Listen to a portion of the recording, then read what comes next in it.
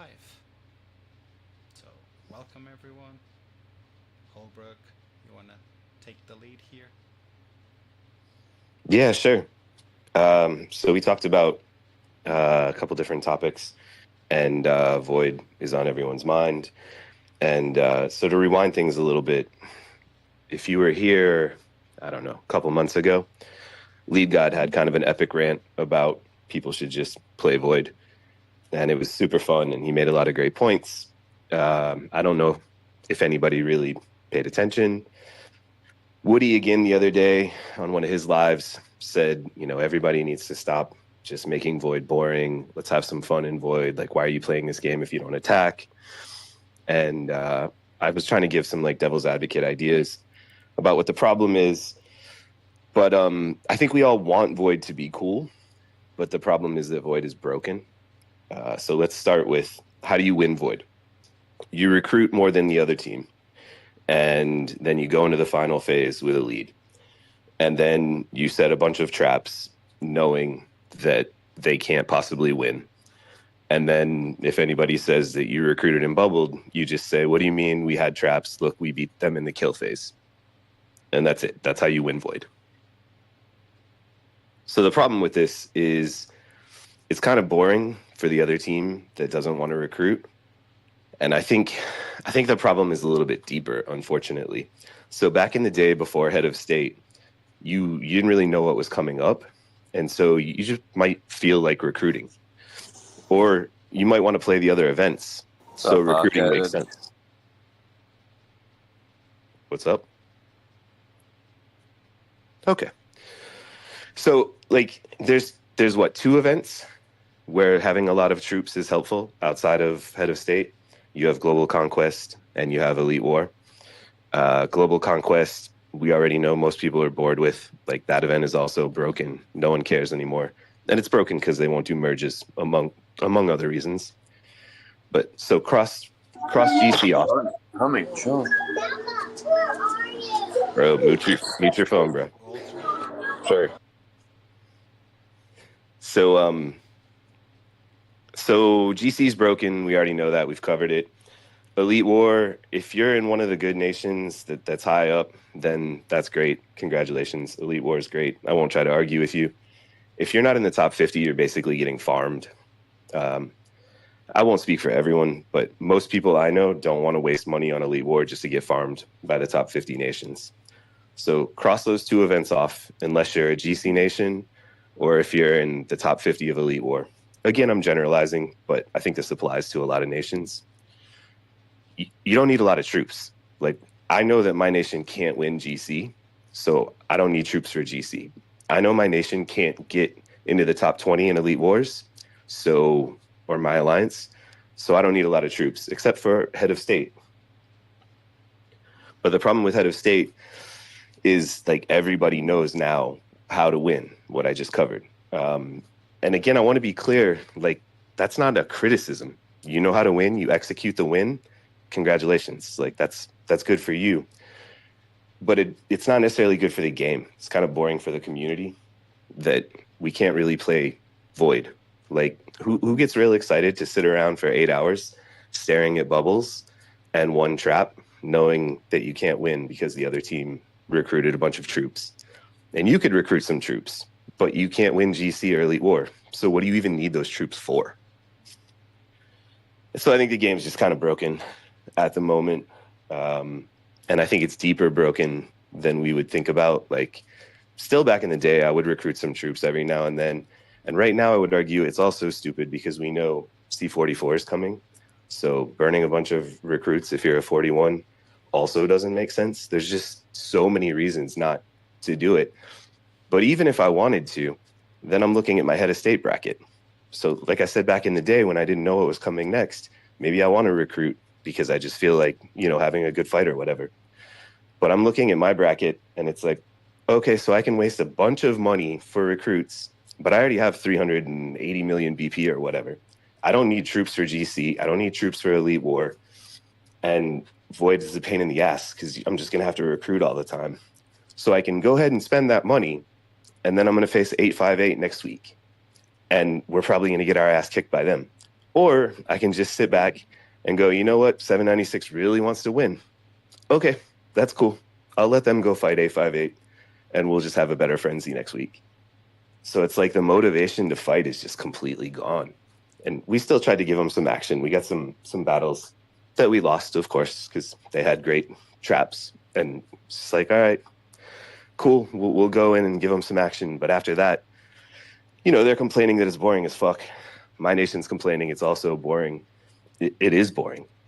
There's no reason to waste any of your resources when the rewards are so low. So I think there's something fundamentally broken, but maybe V-Time can tell me where I'm wrong. No, can you guys hear me? Yeah, for sure. Yeah.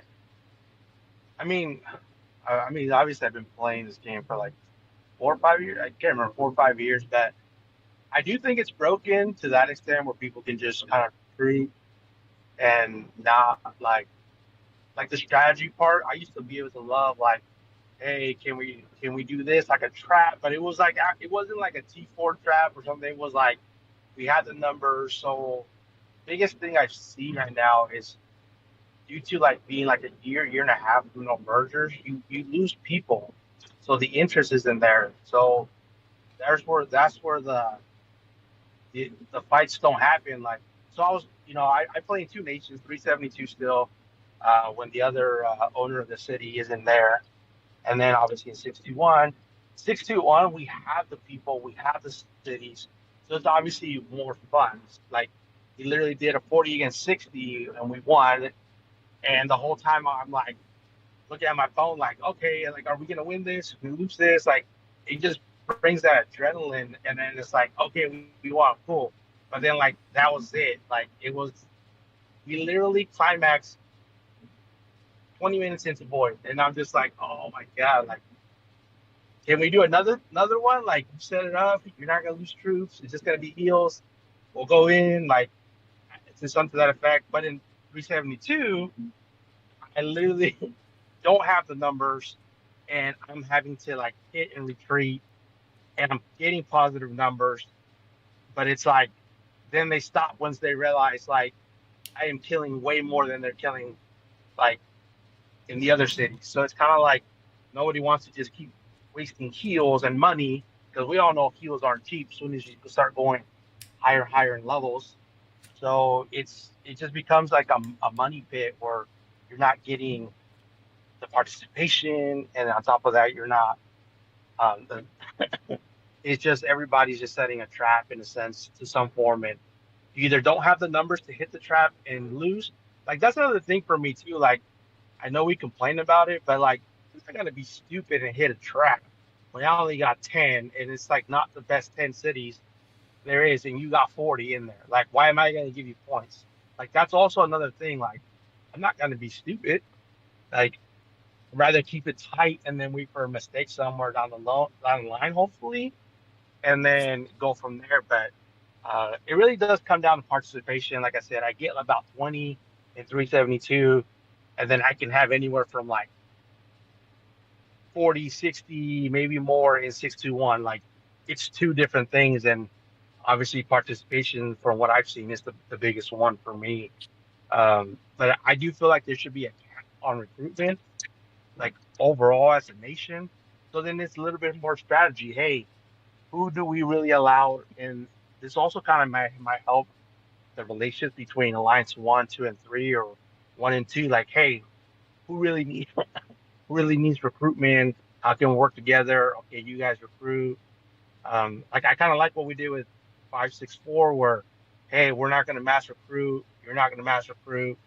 Let's go in it like the same. And then that one hit was literally a 4 billion hit for us, and I think it was like a 3 billion hit for them. So, like I said, that made it exciting, but they definitely feel like there needs to be a cap on recruitment, or if you get along with the other nation, just make a deal like, hey, let's not recruit, let's really fight. Like you set your traps, we set our traps, and then go from there. Because I think once the gap is too big, it's annoying because you may not have the numbers to hit that trap, and it just becomes a frustration that stems from other things that you're already mad about this game about. And that's how I see the game right now for me. Like, I wish there was a Void Tower with all the points Yes. and there's no losses. Yes. Fuck yes. But I mean, Like, if there was a Void Tower, we would have been fucked up playing 796. but I do feel like there has to be losses though, because that's what Void really is. Like, you really gonna see if a nation's really scared to lose their troops or not. Like, I'm willing to, I've always been a player there. I'm willing to lose a fleet or two for the nation to get the win. Screw it. So I still feel like there needs to be losses, kind of like the capital or like the governor little hall thing, where you lose about 20% of all your troops. Because then like you're losing like whatever percentage, you're only losing 20%. Cool. You still have your troops. Go back and heal. Let's go do it again. Gather more people and then make it more fun. I think a tower needs to happen at this point for participations, or else it's I just going to be the same thing over I over. agree. I believe the matchups need to be pretty a lot better if they do that, because I mean, if you're matched up with a good nation, I mean, fuck yeah, the towers are dope. But like, you get matched. Say you're a nation that doesn't have whales, and then you get 796, and you got 6 whales, like, or like not 6 whales, C41s, but you got 2 whales there. So I mean, I that's the one thing. I mean, I would still be down because I love it. I think Void is a test of true skill in the game because there are losses. It forces you. It's you gotta. If you're not afraid to fight and you know how to fight and you know how to get away without getting fucked up. Like, I think you just have to have better skill with it, and I think and it's just sad that it's becoming something that where we're just there's no fights happening. I think you're And I Like, think you're nostalgic. I don't think it's a good event anymore. I think you're nostalgic. I think a lot of us are nostalgic. It's not a good event. In our fight today, we put up one trap, and a whale hit it and did a slaughter. Like, who cares? And then the whole team came. That's great. We lost. I mean, that's cool. But then at that point, like, everybody's down 10 days of healing or whatever. So then you got to get the participation, you got to get the numbers like V-Time's talking about. But there are yeah, so many events now that it doesn't make sense to just burn 20, 30 days of healing in Void when somebody's already out recruited you. So we also hit 796's traps, but then it got boring. Like, they kind of stopped for a minute, and then they put more up. But then you, Chaos Queen, you ran your trap, and we sat there for 30 minutes just staring at it. I know those guys aren't afraid to lose troops, but even they were like, I don't know, I'm not going to put words in their mouth, but they weren't coming for us either. So they're ahead. Nobody wants to hit each other's traps. Everybody's staring at bubbles. Like, I think we're nostalgic for this event, and I'd love to kill somebody's troops, but that's not what that event is anymore. That event is now recruit and bubble and build traps so that you can say you won the kill phase. But it's not really true. I mean, it's turned into literally, does your whale want to recruit? And I know that whales are important in every event, but do you want to play the event where the whale's annoying and you can still come in second place polar, and at least you get action for an hour or 50 minutes or whatever it is these days? There's no bubbles. Or do you want to play the event that you already know going into the kill phase that you're going to lose, and you're staring at bubbles for 24 hours? I know which event I'm I going to think save my heals for. I think matchups play a big role in this. Like, to be honest with you, a year ago I wouldn't say I would want to fight 219, 255, but now where I see where the growth in the year and 621 where they're at right now, where everybody's at, like, I think those matchups will perfectly good. Where like 219 does face 61 in a tower, and then they're going at it or the trap. I mean, I think the biggest thing is the match. Like, it has to be the right matchups with the right power. The balance has to be right. So it can't just be like a super new nation against a 219. Like, you're gonna get obliterated just because of the time in the game and all that other stuff. Like, yeah, I think like now I want to face 219. I want to face 255. Just because I know there will be fights. and then they know how to set their traps and vice versa. And I feel like there's just going to be more excitement. I hate using personally heals for polar wasteland. Like I will never use heals. Like once my troops are gone, they're gone. Like I won't heal. I refuse. But I will use 30 heals, 40 heals, days of heals for void anytime in mid. Maybe it's nostalgia. I don't know. I'd rather waste my heals there than any other event. No, but you guys are also a GC winning nation. Like you still get some benefit from recruiting troops. I literally get none. I actually don't. I haven't recruited since I've been in a city like 5 months. I don't mean just you. I mean your nation itself. Your nation benefits from recruiting, whereas my nation is trying to get a merge. So every troop we recruit, if BP matters, theoretically is going against our mission to get a merge. So I have to recruit a bunch of troops that are going to make me maybe get me a worse merge just to recruit. And then I have a lot of troops, but there's not a single event that I play anymore where having a lot of troops is an advantage. That doesn't make any sense. Yeah. So to be honest with you, like from like I said, I've been there since March, April. I can't remember which one, but I actually see us or like the team honestly spending more on heals and gold than recruitment. Like someone only recruits if they're like losing like a crap load of troops in void. Like it's crazy because like the amount of gold we need is not necessarily for the troops or anything like that. We're actually saving more our heals for and our goals for GC or vets. Like I don't see mass recruitment unless someone just upgraded from a C-36 or C-37. Now they need like crap load of shredders to fit our formation for 16. I mean, That's just but let me 61. I can't speak for everybody else. let me be clear that I'm not saying that people shouldn't use this strategy. It's the winning strategy. Congratulations to the people that execute it. But I think 567 has already been named as someone that executes this very well. And my point is, when you are fighting 567, you could at least justify recruiting to try to keep up with them in recruiting. You could justify it as, well, at least I get an advantage out of it. But from the people that aren't third in Elite War like you are and aren't going for their fourth GC win, there's literally nothing to do with those troops. Yeah, I don't disagree with you on that part necessarily. Yeah. Like, for me, I mean, a tower would change everything, though. Like, as far as what goes, though. You put a tower, I guarantee you it changes a lot. they might as well. They need to change something. Like, I hate that I've come to this conclusion because I can't find any excuse to recruit anymore, which means I'm basically just going to be skipping head of state until something changes. So give me a tower, give me a recruiting cap, give me a merge, give me something. Give me some reason to care about this game again, at least Void. I mean, we try to win every event possible, but like at a state, winning first isn't like the main priority. Like Yorshi's been pretty good about keeping the set goals, other than Bird wanting polar for whatever God knows reason, But no, like other than that, it's like okay, like I don't know. And then plus I'm more of like person that's I'm like, hey, I'm gonna do these events on. And I was told too, when you come here, this is what we prioritize. Are you cool with that? I'm like, yeah, I'm good. I'll do that for sure.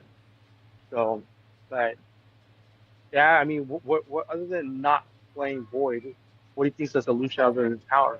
Like, how do you get more participation? Should people set up more things, set up traps, and say, hey, you hit it at this time, let's see what happens, type of thing? Or instead of the win and losses, just go for the adrenaline rush? I think there's three types of nations now. There's nations like yours that just play everything. And all of those nations are either older nations or younger nations that coordinated and got a bunch of whales. Like I assume 904 and 858 play everything. So it's not just old nations, but you have to be basically like the top nation, 1 out of 100 nation. So you guys are few and far between, but you can play everything, and that's great. Then you have nations like 896 or 1038 who are focused on Void and don't care about anything else. and that's just a nation preference, and it's dope. But for everybody else, it doesn't make sense to play Void or Elite Wars or GC because there's too many events, and so you got to focus somewhere. And so you can put a tower in there, you can do whatever you want, but there needs to be a more major change where that event has to be more appealing than whatever events the new nations have prioritized. So I don't know who else is prioritizing what events, but it has to change so much, not just to make the event better. It has to change so much that it becomes better than whatever events people are prioritizing. So let me ask you a question, because I think I saw a post on Facebook. Are the newer nations having more fun in Void because it's still kind of new to them in a sense? Because I saw somebody in like 1100 or something like that. They like got 20 billion points, and I'm like, how the hell are you getting 20 billion points? Like we can barely get 10. I mean, if you have a whale, and if you have a top whale, I'm sure Void is super fun because you can just do whatever you want, and the whale is killing so much that they can offset the entire mistakes of the nation. So I'm sure some young nations are having a good time winning everything because they have some amazing whale, and that works until it doesn't.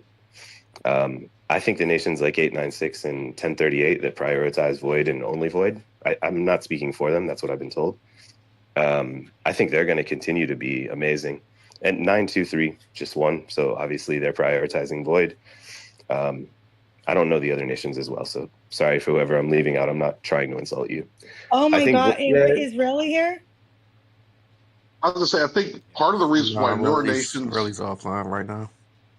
I think part of the reason why newer nations have more fun in Void is because they haven't gotten to the point where it's a bubble fest quite as much. I think the older the nation gets, the more mature, the more you get people that are smart with their troops. You know, not losing them to, you know, a drop shield from mistiming, you know, their stuff. I mean, it still happens, but I think you have less of that in the newer nations where, you know, they're just willy-nilly with their shields. Like the old day 3-day KEs. I mean, those things were bloodfest. Yeah, I would like 3-day Part of me wants the 3-day K back because there will be one still. I know for a fact, and then most people don't save up for a 3-day bubble. So I think like bringing a 3-day KE. I mean, it's not gonna be fun for some people, but I think it's gonna be great because now there's gonna be more mistakes. Yeah, well, we do. Most nations do have that. It's just called Civil War now. Yeah, that's what I don't love. I feel like the game is just leaning into like, no, go ahead, have a civil war. You don't need a merge. No, look, we have a nice, pretty new alliance event for you. You don't need a merge. Just go have your civil war and play alliance events. It's fine. I hate it. Yeah. Hey, Holbrook. Yeah. I think everyone's opinions is somewhat right. I think one of the things that you guys are leaving out is people have gotten so fucking addicted to winning that they'll do whatever it takes to win. And that's all that matters. It even matters more than having fun. And a lot of nations, a lot of whales have this mindset. And it's fucking up the game a little bit. But yeah, that's what I wanted to say. No, I was going to bring that up as the next point. It's getting to the point where people want to win so bad, they're buying cities in other nations and attacking cities that they bought. And I'm not talking about whatever classic case you've heard of. Apparently, people in like second alliances are doing this now too. So, and it's not just whales; it's people who just want personal ranking, and it just made me kind of sick to hear about that. Like that's what the game has become: recruit and bubble, everybody bubble. Everybody hit a trap with their SOS. Okay, now hit your city that you bought because you already know who you're going to face 3 weeks in advance. Okay, now bubble up. Like, where's the strategy in any of this? Where's the fun in any of this? Like, how in the fuck am I supposed to convince anyone to get online to stare at bubbles and they can't even get in the rankings because someone's already ranked above them because they went and bought cities? It's just, something's gone very wrong with that event. Yeah, I mean, you can probably hear from my voice. I just had one of the greatest voids our nation's ever had against 877. And Post it. Did you post They, it? I did. I posted it. They didn't even really have necessarily a bubble problem. I mean, they had a couple bubble drops, but they fucking fought us for like almost 24 hours, bro. Like we scored 20 fucking billion points. It's insane. They fought. I guess they're just the kind of nation. They don't give a fuck. I think they have like a 17% void win rate or something. They just don't give a fuck. They just want to have fun. And I hope all you guys get to challenge a nation like that from time to time where you just get to go balls out. I mean, I know we get to come across those against lock nations because they fucking suck. Holy fuck! Sorry, it took me a But while to scroll. it was, Score. I mean, it wasn't the cheapest void, but it was fucking hella fun. And I don't know. I just think some nations you're gonna have boring ones, and then you're gonna have some fun ones, and I don't think it's gonna change. And we keep complaining to Camel, and Camel's probably looking at us like, for 7 fucking years we've given this game to these people, and they keep fucking complaining about everything. They're probably like giving up on us as well already. Well, I'm not here to complain about it. I'm just here to say, like, I thought it was as bad as I've spoken about before. And then today I realized, like, oh, there's not even a reason for me to try. There's not even a reason for me to care. Yeah. Recruiting these troops doesn't do me any good. And even if I'm just have some personal grudge and I want to try to out recruit these guys, then I'm just going to get my ass spanked by 858 next week unless I once again recruit a bunch of troops I can't do anything with. It's deeper. I'm just saying that I think it's deeper than we've even spoken about before. And when older nations say, like, hey, man, you guys really need to just play Void, it's like, yeah, I would love to play Void. That's not what we do anymore. And when it's available, I will. But you can't tell me to play Void when Void doesn't get played anymore. I don't want to fucking recruit. And that's what Void's become. So, Holbrook, do you think merges could possibly help fix this? No, I think maybe the first few months, and that's it. Other than that, it goes back to that same status quo. So can I ask can I ask everybody here a question too about this? Like, do you feel that the way that they've changed, strongest commander into head of state, do you think that's a big fucking part of it? Well, it definitely allows people to go by cities, so that's a mistake. Well, but also you just if you already know your matchups and stuff, like, okay, and hey, I say this, and the one thing that I think of is, like, I miss being petty and requesting people I fucking hate for fucking KE. But that's just one thing of it. But, like, just the fact that you get lumped into something, and then you already kind of know you already know the, I don't know. I just feel like there's no surprise.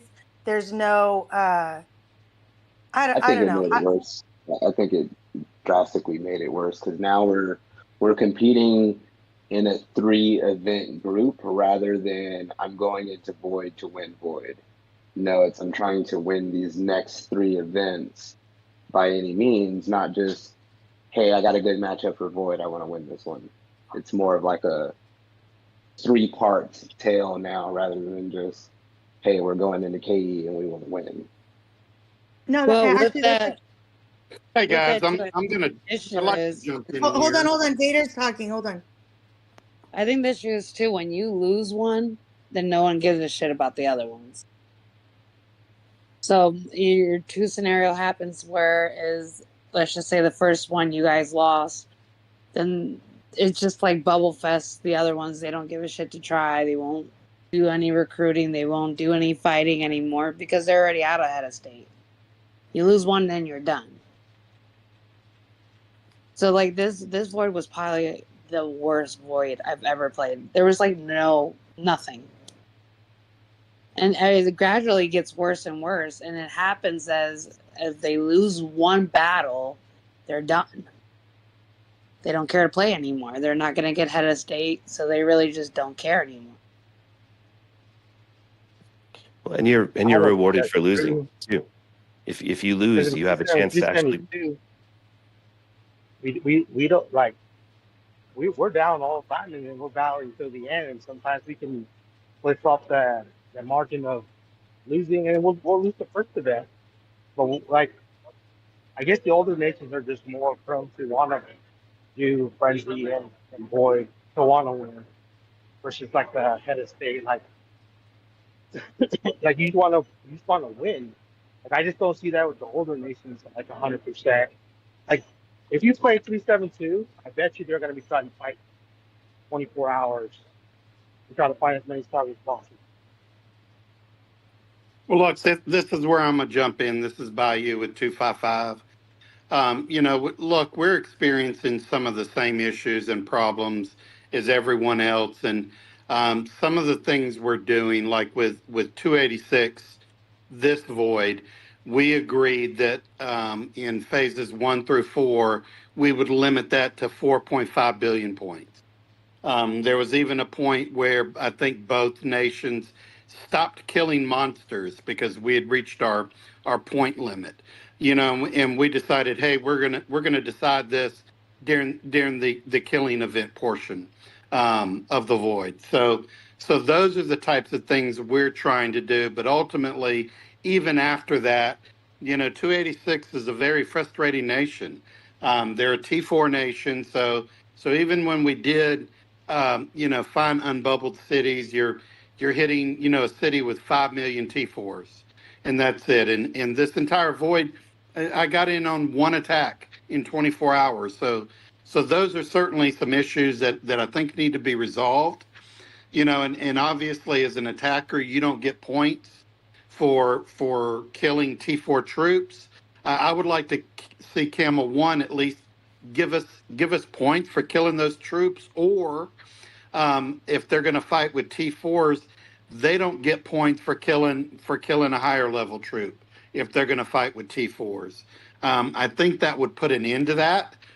There might be some more fighting, but ultimately, I don't know the solution for getting people to fight. I know we have a reputation of having high participation in 255. And our biggest problem is just getting people to engage with us.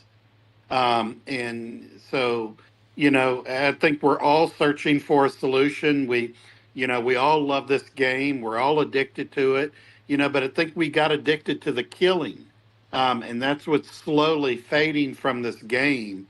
And I would certainly like to see Camel try something new, to where there's real consequences, to attacking or defending, that might liven the situation up. That's all I've got. No, Sorry, I love what you just said. I remember them talking about bringing in so when somebody said it was like 3 nation voids, I thought it'd be a void where 3 nations are fucking each other up. I didn't know it was going to be like head of state where it's like, oh, hey, you play one fucking nation. And then I didn't know it was going to be like that. I thought it was like going to be a fucking blood fest, because to me, that's where my favorite part of the game is, that fucking consequence. Like, can you play and with the skill to not get fucking caught, to not, to play right, to not get fucking killed. And I even know my own nation, we need to work on, we're so far from being like a void nation, because, we're new together and whatnot, but like, that to feel that real loss, that's where the skill comes in, and that's where the excitement of the game comes in for me. I think they should just add loss to some other event. Like, I just feel like Void is too far gone. I know the old nations always say, like, let's try to make a deal, but like 796 recruited to go up by 200 billion. And so then I recruited, just brought it straight to tied. And then they recruited another 200. Like, these deals aren't happening in these younger nations. And another thing that we don't really talk about, but I think impacts all of this, is a lot of people are in a lot of nations. So if you're in, it doesn't matter, you're in 3 nations, we don't need to put numbers on them.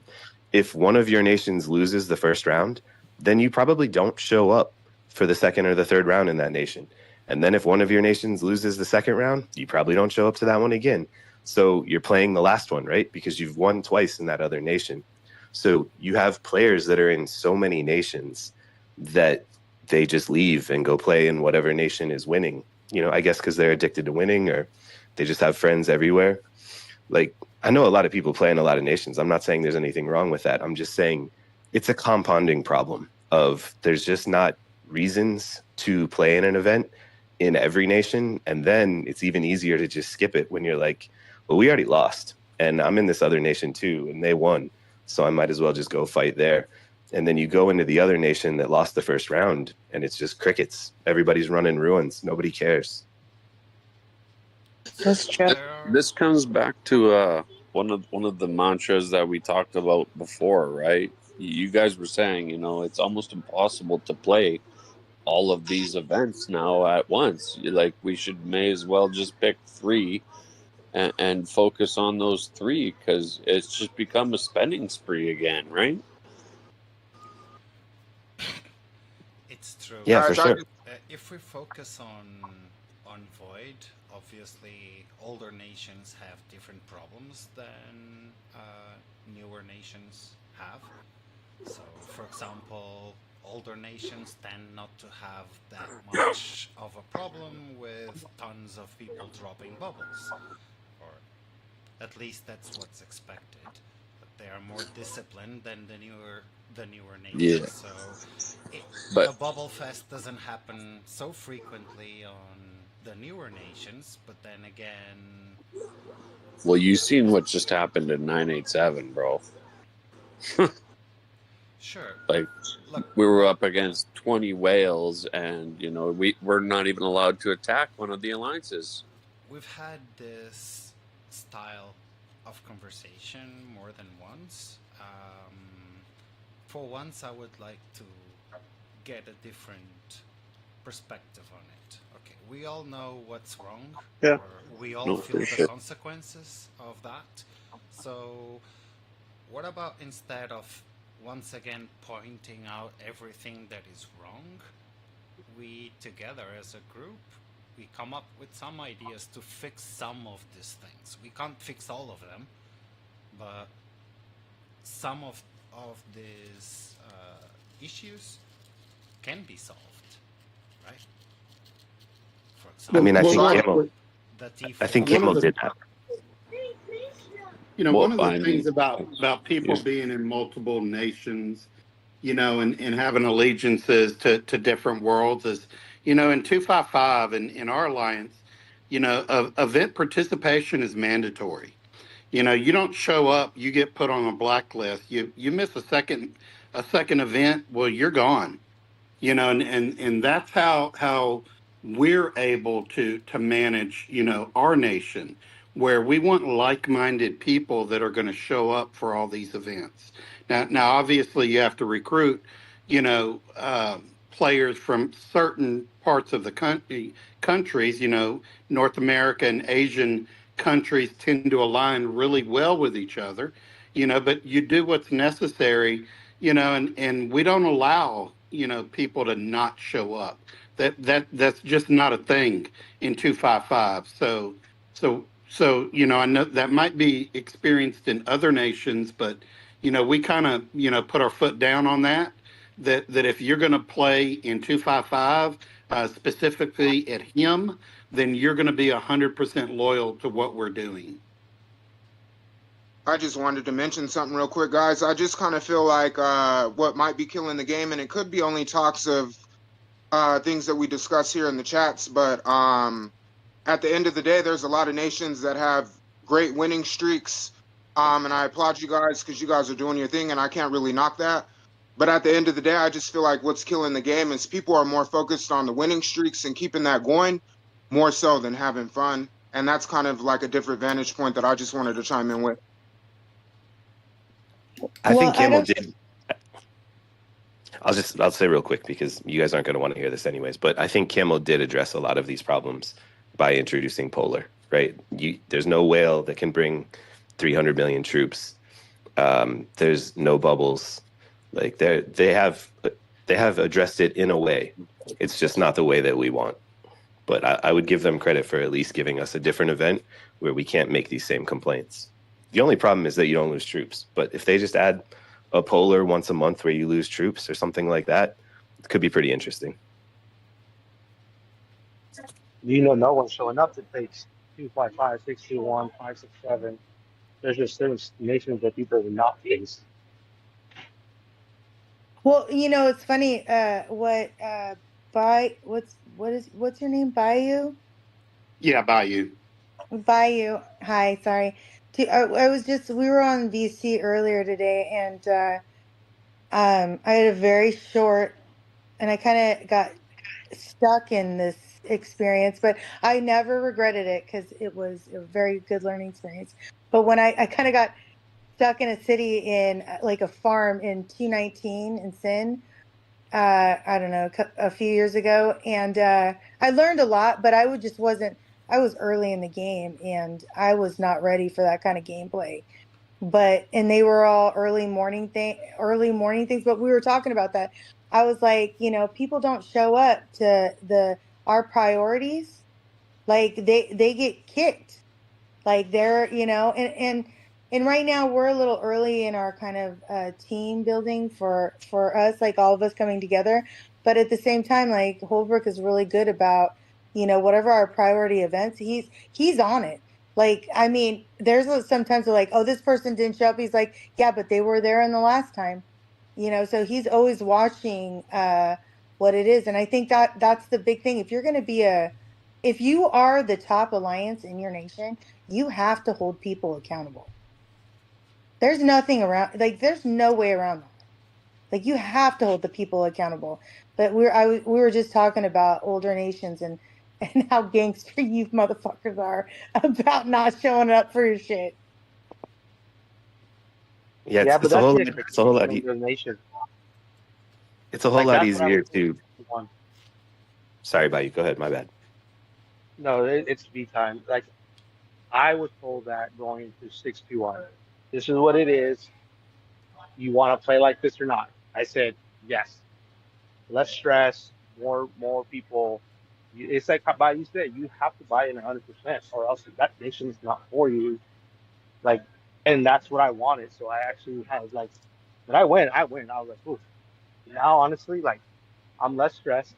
I know that people are gonna be bubbled where they need to, and then when we get pinged, we all like log in. There's like 60, 80 like ready to go. So it's a great feeling, but like we try to have fun there too, as far as like we want to win, yes, but we always look at if we lose, we're like, okay, what can we do better? Like we still enjoy both aspects. You have to lose to get better in certain aspects, and then you just adjust, and then you play better. So like we make better decisions now because we've lost a couple of voids or frenzies to someone who showed us something different. So like that for I guess for me and some of the older players, it's the strategy part that kind of keeps us alive and wanting to play this game. Like as far as like minimizes the whales and like that, like the strategy part is what makes this game like great for me in a sense. Yeah, no doubt. I think that's what I'm disappointed about with Void. It used to be a fun strategy game, and now it's just a recruiting bubble game. I know you don't like Yeah. Polar V time, but there is some strategy in Polar. You just haven't found it yet, I No, guess. no, not trust me. We know what the strategy is, and I just don't necessarily like it because I like to save my speeds for frenzy and void, like that, and then EW because like obviously some of our EWs are pretty tough. So I just like to use my golden speeds in other areas, and I'm not spending like super crazy like some of these people are. So I'm stingy with my gold for that way. That's why I don't But like it. that's probably what I'm going to tell you right now. I wouldn't, and it's so funny because I went to 785, and the biggest event that I fucking hated was Polar. And I come to 785 and that's our fucking priority. I'm like, and not only that is I'm West Coast. So all the polars are like at some point of the year are 6 a.m. Never fucking easy for me. But I have to admit, since we've prioritized it and we've gotten fucking I think did we have like 90? What's the most people we've had in Polar? 98. 98 fucking people in Polar. Like, hey, I'm glad I saved all my shit. Like, I mean, there was some where they were boring, and I literally like logged in and would go attack a stronghold, and I'd fucking fall back asleep because they weren't. But now that we've gotten to the stage where everything's intense, and so I'm glad I save all my shit because I'm running all over the place.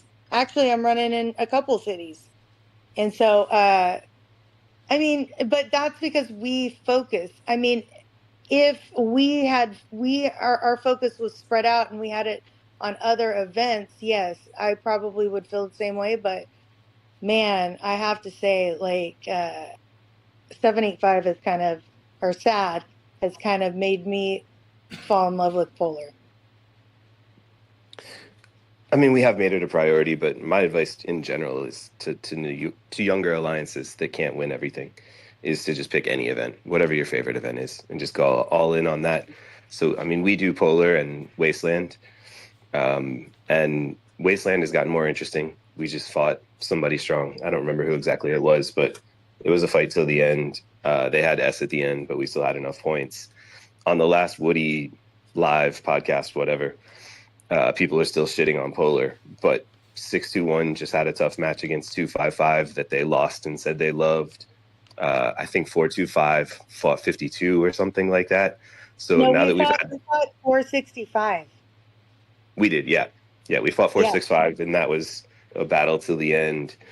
I think now that more Wastelands have happened, then hopefully the matchups will start getting better, and people can have that as an alternate event to enjoy. Yeah, that was definitely. I would say that's probably the best wasteland we've had in a while. We're 255 because they came in like 90 deep, but it made it fun. So like, I wonder what it would be if we were like 90 deep too against 90 deep. Like, how much more fun could that then be? Like, I actually like Wasteland better than Polar. I will say that. Um, but yeah, Polar's just not my event for sure. I hope they put parachutes in fucking everything. I want a parachute everywhere. The only reason Like, I like Polar a little bit, I'll just say real quick. The only reason I like Polar a little better than Wasteland is because we haven't really ever had a Polar, not recently anyways, where no one shows up and you're just bored. We've had a lot of Wastelands that were misses also. So I'm a Polar fan over Wasteland until the matchups get better. But if the matchups get better, then I may end up liking Wasteland more. And we're still on the topic of like what could they do to fix Void, but I think a side answer is like, well, just make the other events a little bit better, and then maybe we don't need to fix Void for the younger nations at least. Yeah, I agree. I think it goes for the older nations. Maybe new nations is not a big deal because I think you said it a lot of times where like you guys are more into the newer events because that's what you guys know in a sense, which is fine. But I think they do definitely need to fix Void for the older nations because honestly, I used to love going on what's it called Facebook and yeah, then seeing the city for sale that we burned. Like that was the best time of my life. look, hey, City for sale. we all love fucking Void. Like the new people in our team that Holberg brought to SAD, we're all fucking Void players. But we have a situation in our nation where we are not. We can't rely on our second. There's just so many other things. So prioritizing a cross nation event isn't logical, and so that's why I agree with Holberg's decision and what he wants to do for how we're going to do, and then if things change, if we merge, whatever, and we need to pivot, we'll do that. But I mean, I'm all for it. So, but fuck, I love Boyd, and I miss having those crazy ass fucking boys. Maybe we should just ask them to give us China all the time. But I also feel like it's harder to get your merits in Polar and Wasteland than it is like in EW. Like I can do one EW and literally get more merits there than I can in like polo or wasteland. I have to spend so much to deal with people. I guess one of the Well, look again, questions even here. even in those events, we're getting creative.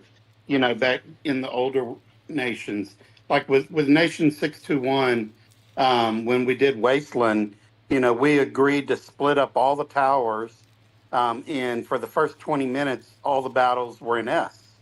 And then the next 20 minutes, we opened it up to five more towers.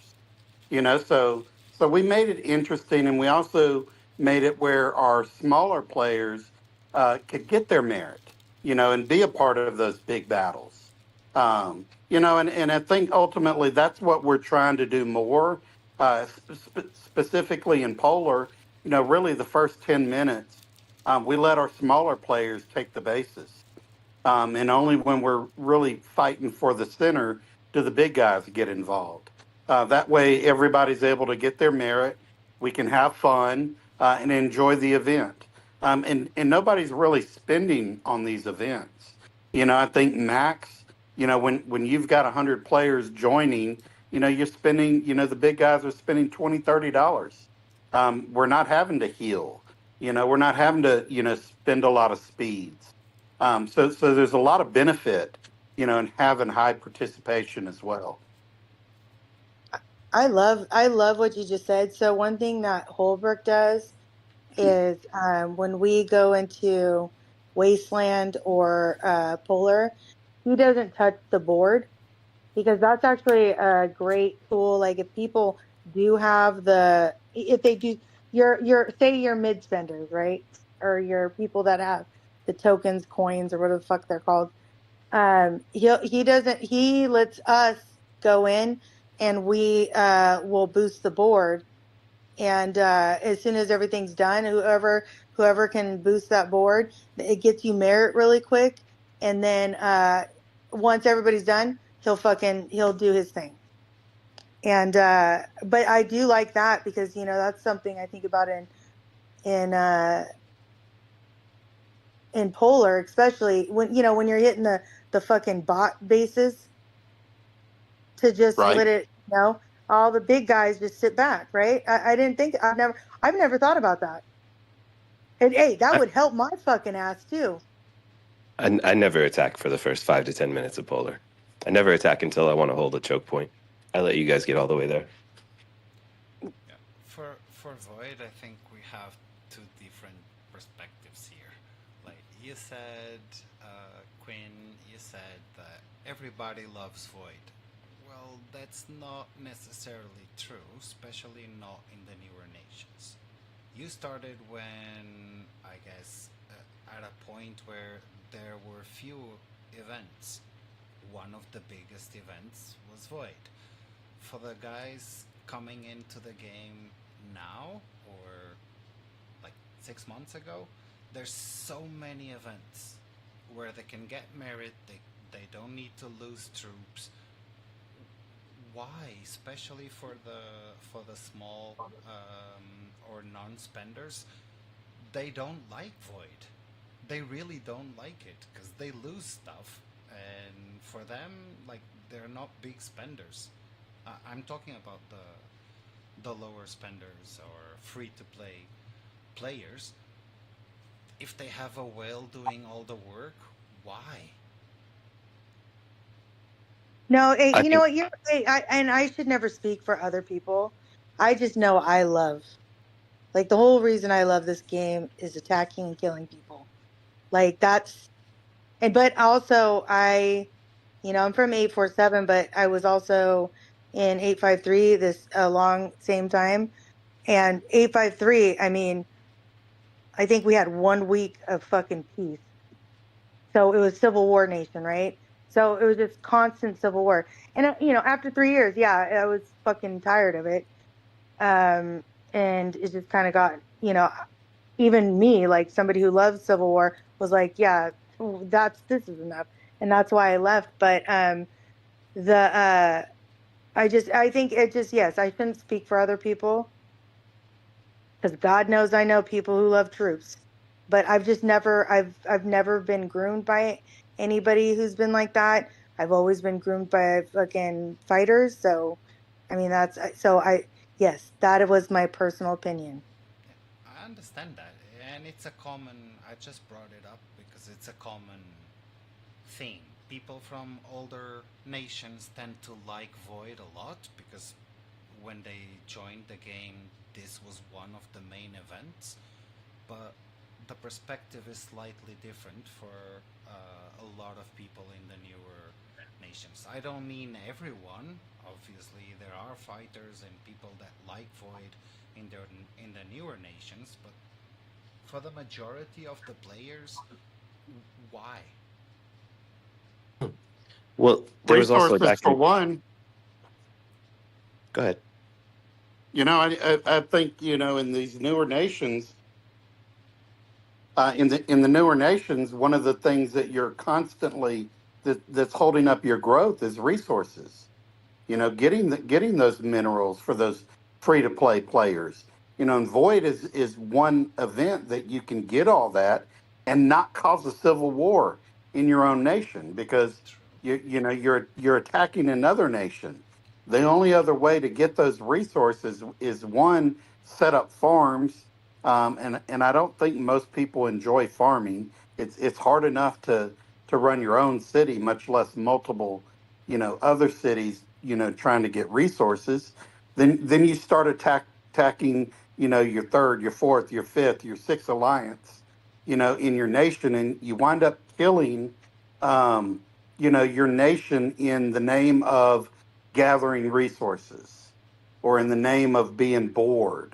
So this is Void is one event where you can let loose. You can let the stress out. Go burn something. Go take somebody else's resources and have fun while you're doing it. I just personally think the newer nations are scared to lose to. In a sense, it's not an investment, but their investment in time and everything like that.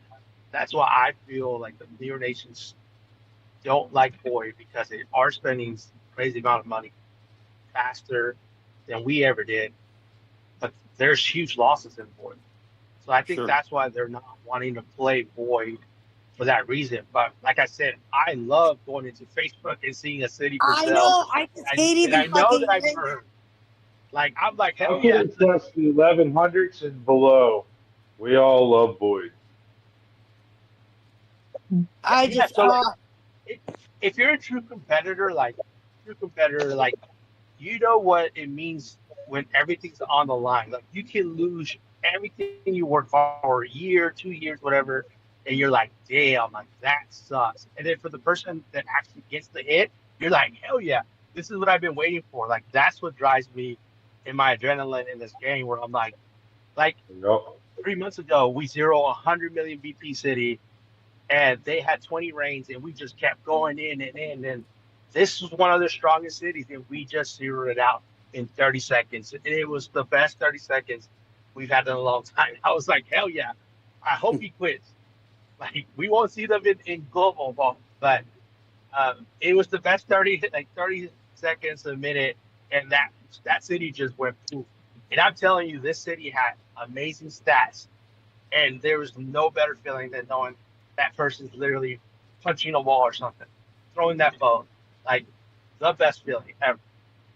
I think that's I, I I think that's love what the it. game I think that's what the game used to be. I just don't think that's what the game is anymore. I think you guys are missing two super important variables. The first variable is when Global Conquest came twice a year, and all you had was Elite War and Head of State.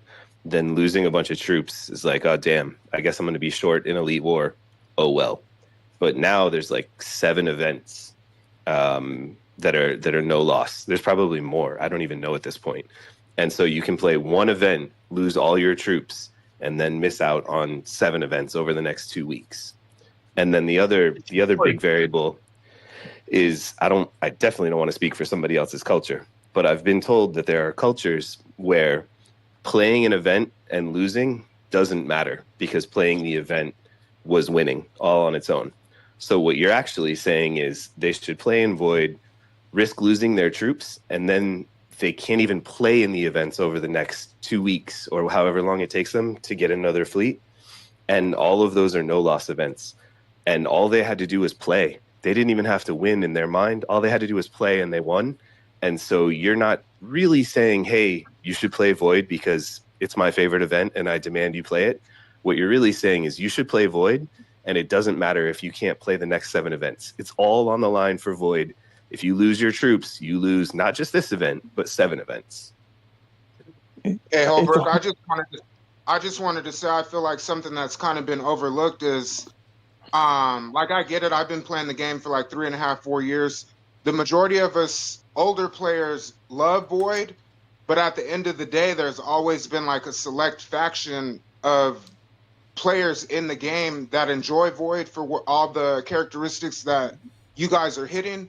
But there's also been like a larger faction. The majority of the players that play this game have always been afraid to lose troops.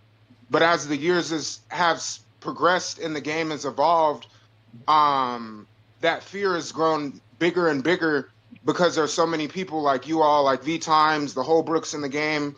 There's just a lot of strong players, and that's really made the average player or a low spender or a medium spender kind of sit back and kind of reevaluate their Void participation, just due to the fact that X amount of players or 1 or 2 players are able to do so much damage. And I feel like that's kind of what's progressed over time and killed Void. It's been something that's been happening for a while, but we're just now seeing the damage to the Void, if you will, at the end point of the progression. Yeah. So Barry talks, I'll just say this real quick and I'll shut up. Barry talks about how whales are ruining the game. And what he means is that Camel's allowing whales to ruin the game. And I don't think you're wrong. I mean, we're playing 796 today, and they're an extremely strong nation. They kicked our ass. But there were still 2 traps that I was able to go into on my own and then retreat as soon as 10 seconds passes, and I had double the kills that they had. Even, reinforcements are coming in. They're not all there, but the power difference is so big that I don't even have to be afraid. I can just go straight in and kill for 10 seconds, come up positive on points, and then retreat. I lose a couple troops, but what do I care? And so I don't know if Camel's going to stop killing that power or stop widening that power gap, but this does come back to merges to me.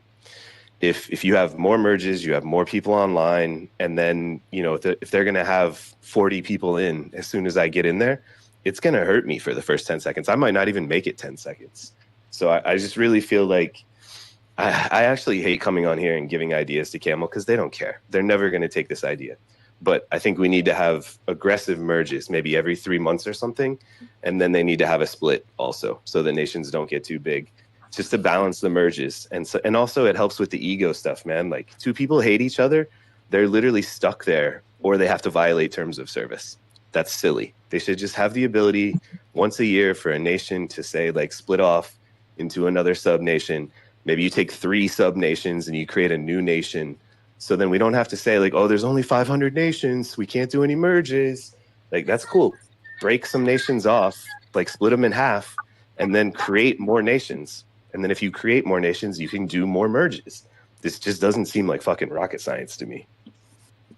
Holbrook, I want to add to what you said, to what V-Time said, and to what the other guys said. So I want to bring up one point first. So I don't know if a bunch of you guys have been keeping up. There's a little bit of, it's not bad drama, but a little bit of back and forth between 923 and 896 and what exactly happened, right?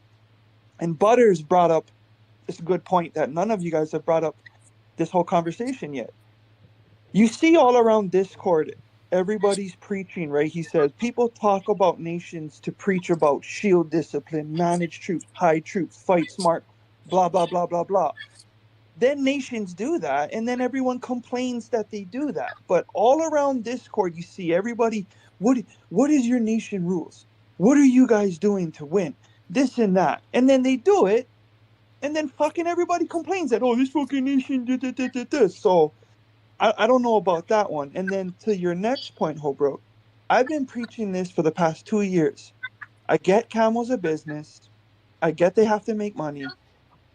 But their greed is killing their game. I honestly think if they took a step back and just made the game a little bit more affordable, it would encourage more participation, and it honestly could encourage more people to spend and help out in events. Like you just said, if this person got fucking zeroed out in Void, he's done for 4 or 5 months. He won't be able to help you in shit because he's got one fleet for the next 3 4 months. And there's only so many nations where people actually can afford to play these events and actually play them at a high level. I mean, 255 is a great example of they save a fuck ton of money because they can bring 90 people on a slow walk in most events. But that's You know, literally one of the rarest nations in the whole game. it's funny you say that because I've even mentioned that exact thing to my Oh, VIP before. You know, like why is everything so expensive? I get it. Yeah, you guys want to make money, but let everybody have the chance to build themselves up instead of just a select few.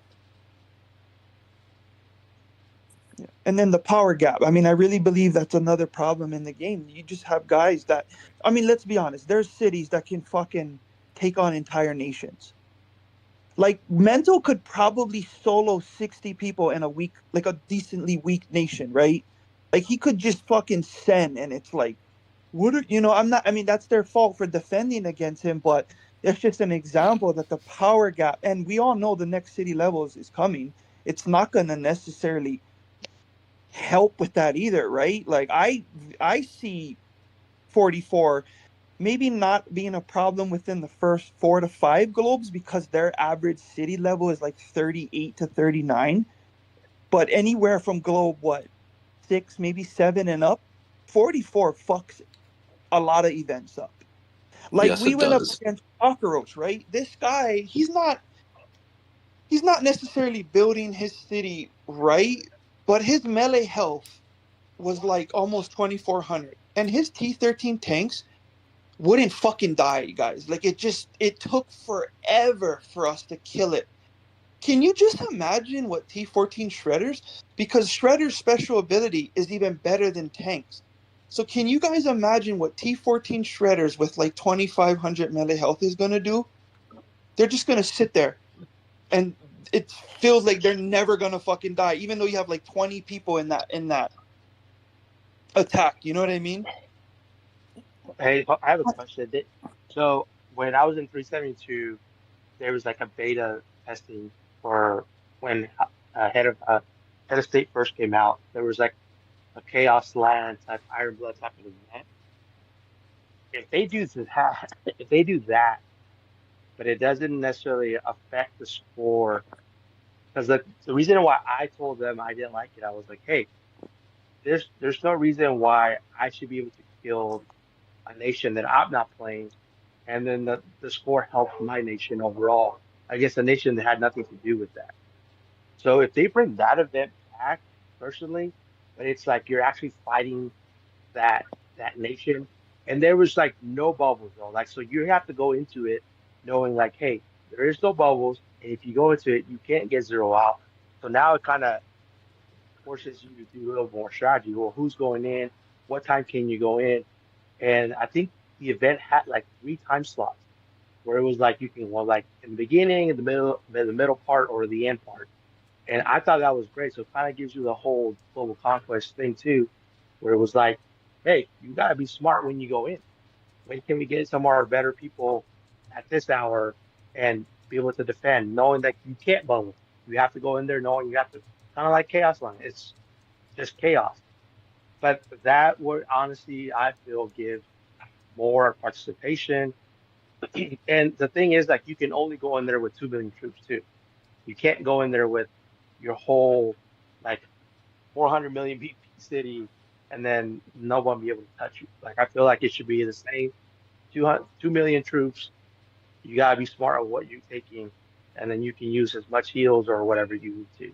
So it's still like I felt like it was fun. I just didn't like how every nation was in it, and I can kill off a nation that wasn't even part of my head of state versus, and I could literally, I think one nation ran up to score like 40 billion points. I was like, that's crazy. So now you're losing the event because like they just went ham on the other nation. And I feel like if they bring that back, but it's just against the nation you're playing against, and there's 3 time slots, 2 million troops, you can only go in there once. I feel like it would bring some strategy back to the game. You have to pick and choose when you're going to go in there.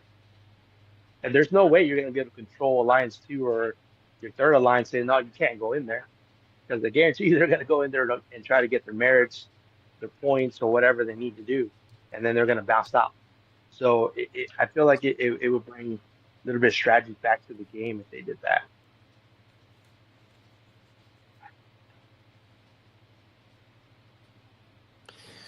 I mean, my general sorry, I'm sick, guys. Sorry.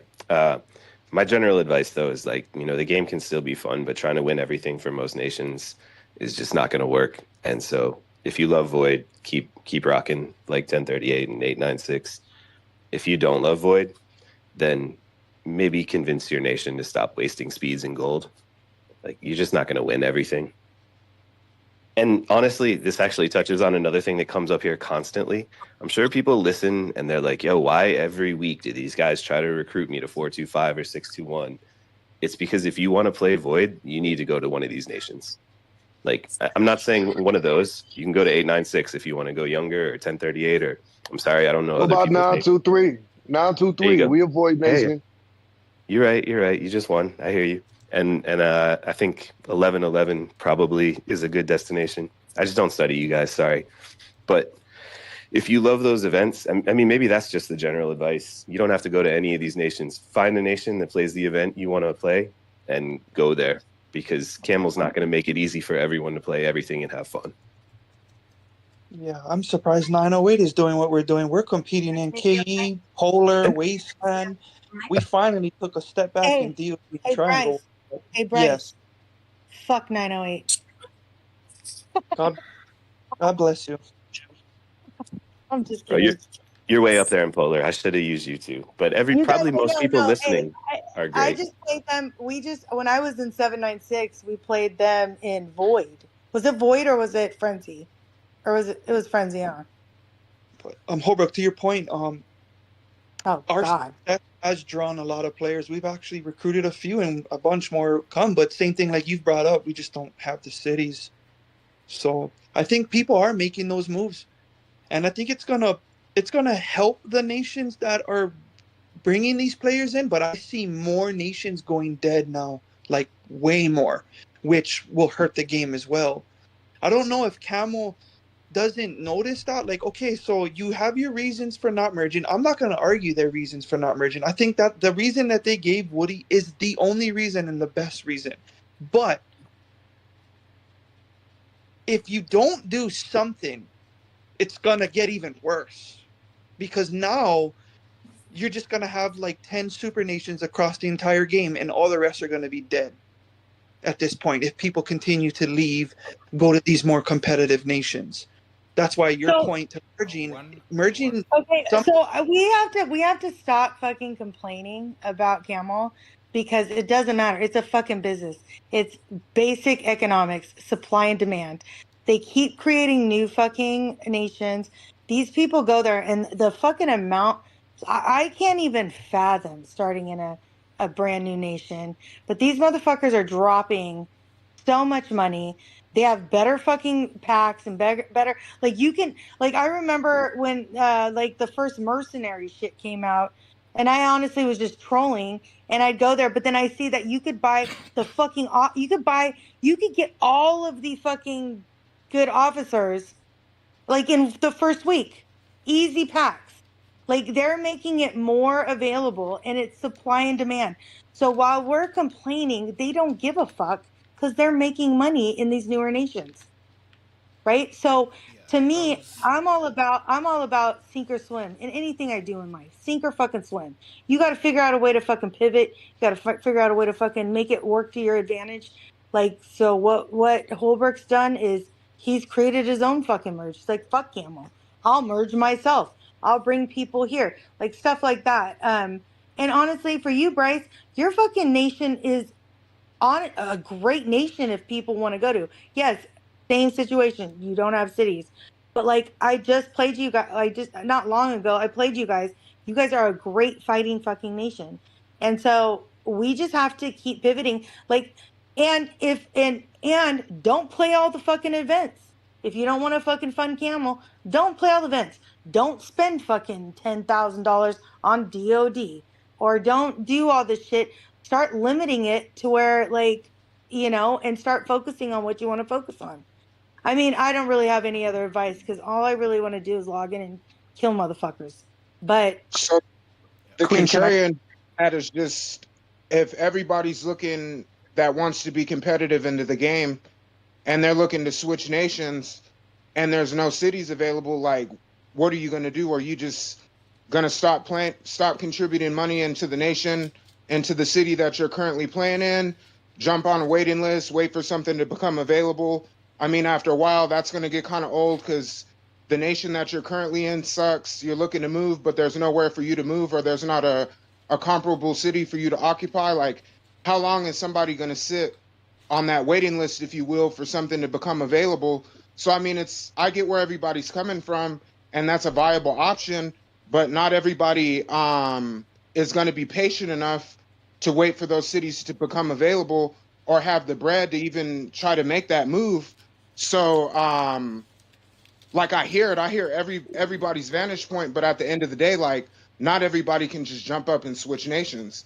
exactly, that's why I said it's I would sink or say swim. this. I would say this. It's not even about money or anything like that, because fortunately, everybody on here that is joining every now and then, and this, that, and the other, they kind of know the who's who and the they's, if you will. Guarantee you, they have some C36s, 37s, 38s, whatever, for free. You know, I left 385. They're a great nation, great team. And to be honest, it was because it was kind of like slow and void, you know, and I wanted to do that. And then I went and joined their 425, and sometimes it's still slow and void. But hey, I got gifted a one, and then whenever I was able to buy one that was kind of comparable to what I liked, if you will, I did, and I gifted it to another guy, and he was like ecstatic. So yeah, you just kind of have to like look for what you want and what you can get, if you will. It's not always going to be like, hey, you can't leave from like a 6-shooter to, something else comparable. It literally just depends.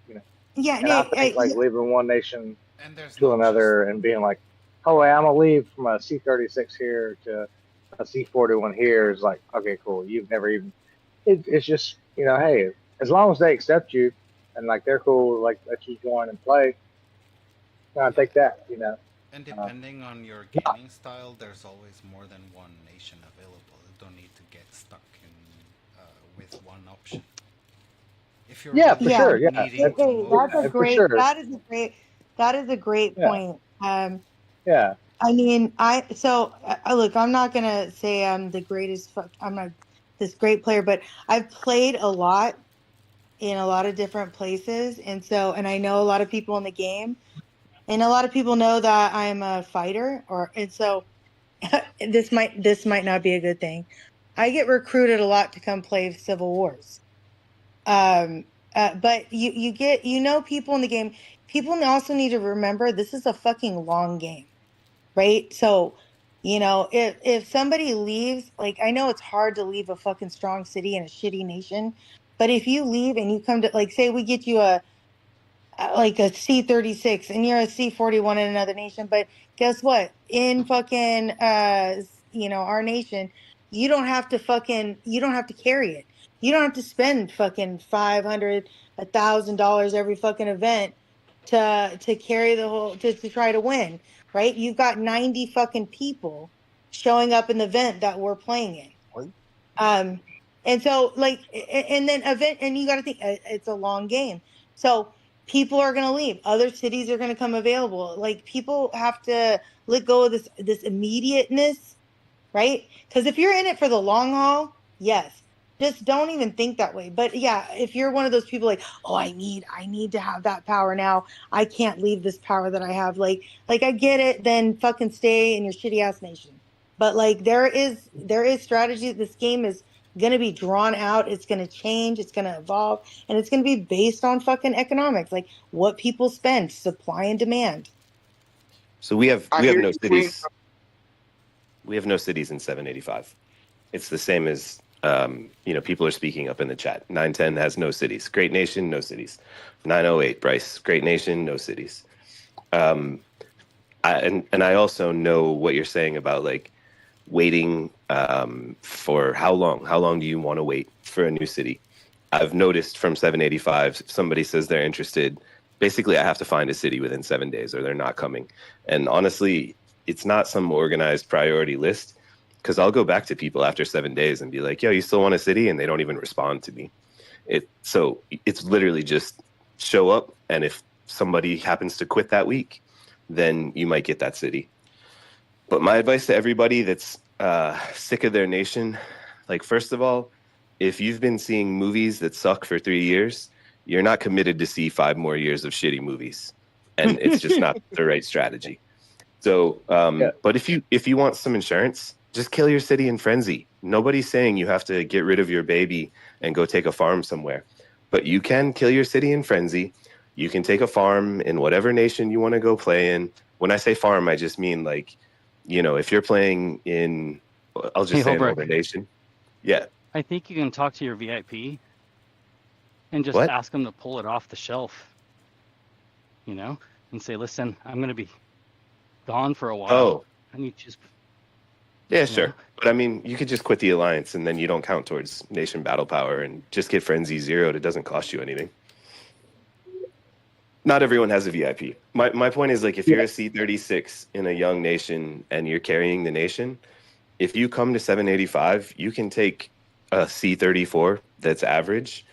And if you spent the same amount of money, you're going to be strong in 785 very quickly, because there's some decent cities that have cheap upgrades because people aren't spending on them.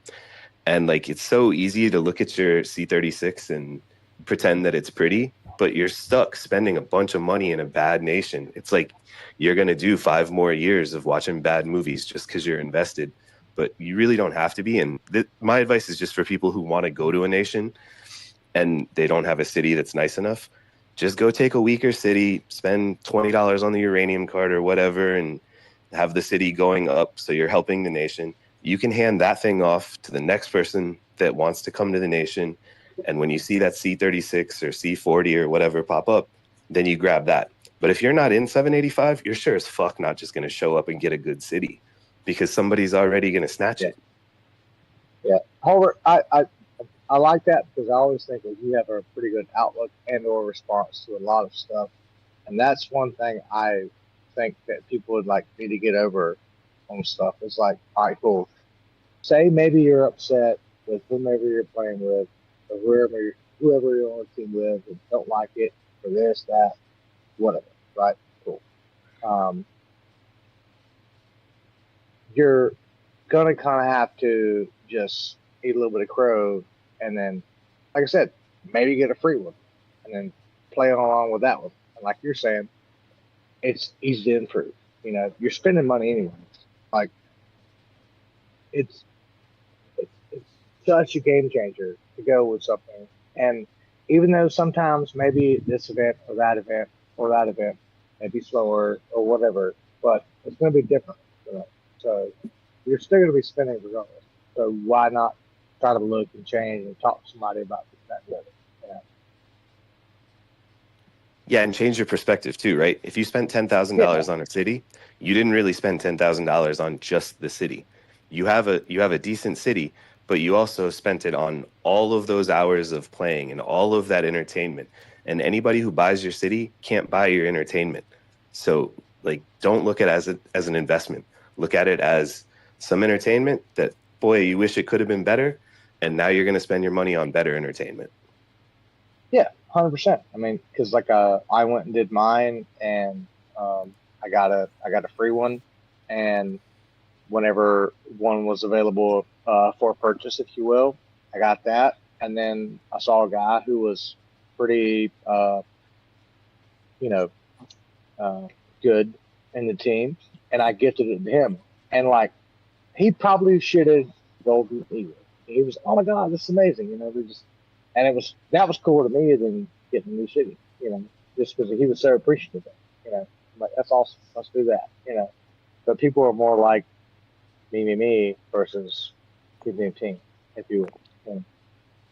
Yeah, I love everything you guys just said. I think one thing, and this is one thing that I wish I kind of knew earlier in the game, because like before I played Age of Origins, like the games I played were like Candy Crush and Sudoku, like I just shit like that. So when I got into this game, I had no idea what I was doing. I actually did. I did spend money, and when I say spend money, it was it was a lot to me, but not like what people really spend in the game. But and I loved it. I loved my nation. I mean I still think 847. I still love that nation. But I wish I knew more when I started, because I would go and I'd figure out where I wanted to play, or or what kind of vision I wanted to see in how you wanted to run your nation, or what events you wanted to play, or people, but you don't. This game is so obscure. You're kind of forced to try to figure all this shit out, and kind of learn from other people, learn from other nations, learn from other alliances, leaders, and whatnot. And I mean, to me, that's also fascinating. It's also why I love it. So, and so now I'm at a point, and so my advice to people is, yeah, chill. Like, if you're not happy, stop spending, right? Just chill. Fucking go talk to people, get in discords, go drive some farms, go to other nations. I'm done with playing in tons of it in multiple nations. I just want to focus on my own nation now.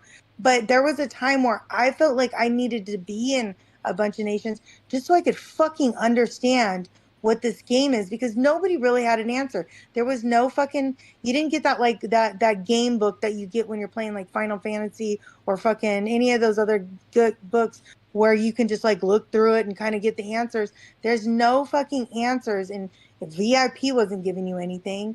You're relying on vets and people who've played this game, and so that's what I did. And so man, yeah, find, learn, go around, talk to people, educate yourself with as many, like, find people that are good at what you want to do, right? Be a sponge. Take the good, leave the bad. I mean, nobody's going to do this, but the real badass move would be, let's say you're in some nation that's not that great, and you and 4 other players, you really want to play together, but the nation's just not coming together. You could take all of those out of the alliances. You could kill them in frenzy. So there's 5 more cities out of the pool. That lowers the nation battle power. Maybe people figure out like, oh, we should work together more, or maybe it just helps out with a merge. And if all 5 of you split up and went to the power nations, somebody goes to 219 for Elite Wars, somebody goes to 255 for total domination, somebody goes to 425 for what they're doing. You know what I'm talking about. And like all the way up, somebody goes to 1111 because they're doing shit in new nations. And then whenever your nation doesn't suck anymore, you can all go back and pop your cities back, get your troops right back. You'll be a little behind, but your nation sucked anyway. So how far behind could you possibly be? And now you have all of that experience from the winning nations to bring back to your nation. And hopefully by then you've got a merge, or people have stopped letting their ego ruin the nation. Like, there are moves everybody can make, and it doesn't always cost money. I fucking love that. One thing I realized recently about the mergers, based on the discussions we had. So I had an interesting conversation with one of the VIPs back in my old nation. So we had a guy that left almost a year ago, a C41, that was completely abandoned, And I asked the VIP, when are you going to remove the city from the map? They don't. Ever. It's on their terms of service. And if you look at the older nations, there's nations with like 19, 20 other nations inside. If they port all the cities inside, there's very little space for more mergers because they will need to bring on all the older cities together. Hey guys, what's going on? What up, guys? So that might be one of the reasons why there's no not so frequent mergers in older nations, I guess. Yeah, but that's why they just got to do splits. So you could just do like a surprise split, and you say everybody in the second and third alliance on down. If you don't respond, you're going to this new nation, and if you do respond, then you can pick. You can stay or you can go, and then all these inactive cities can just get booted out. But I think Woody popped on. You weighing in, Woody, on your amazing void, or what's up? Oh yeah, we won. It was kind of boring, but we won.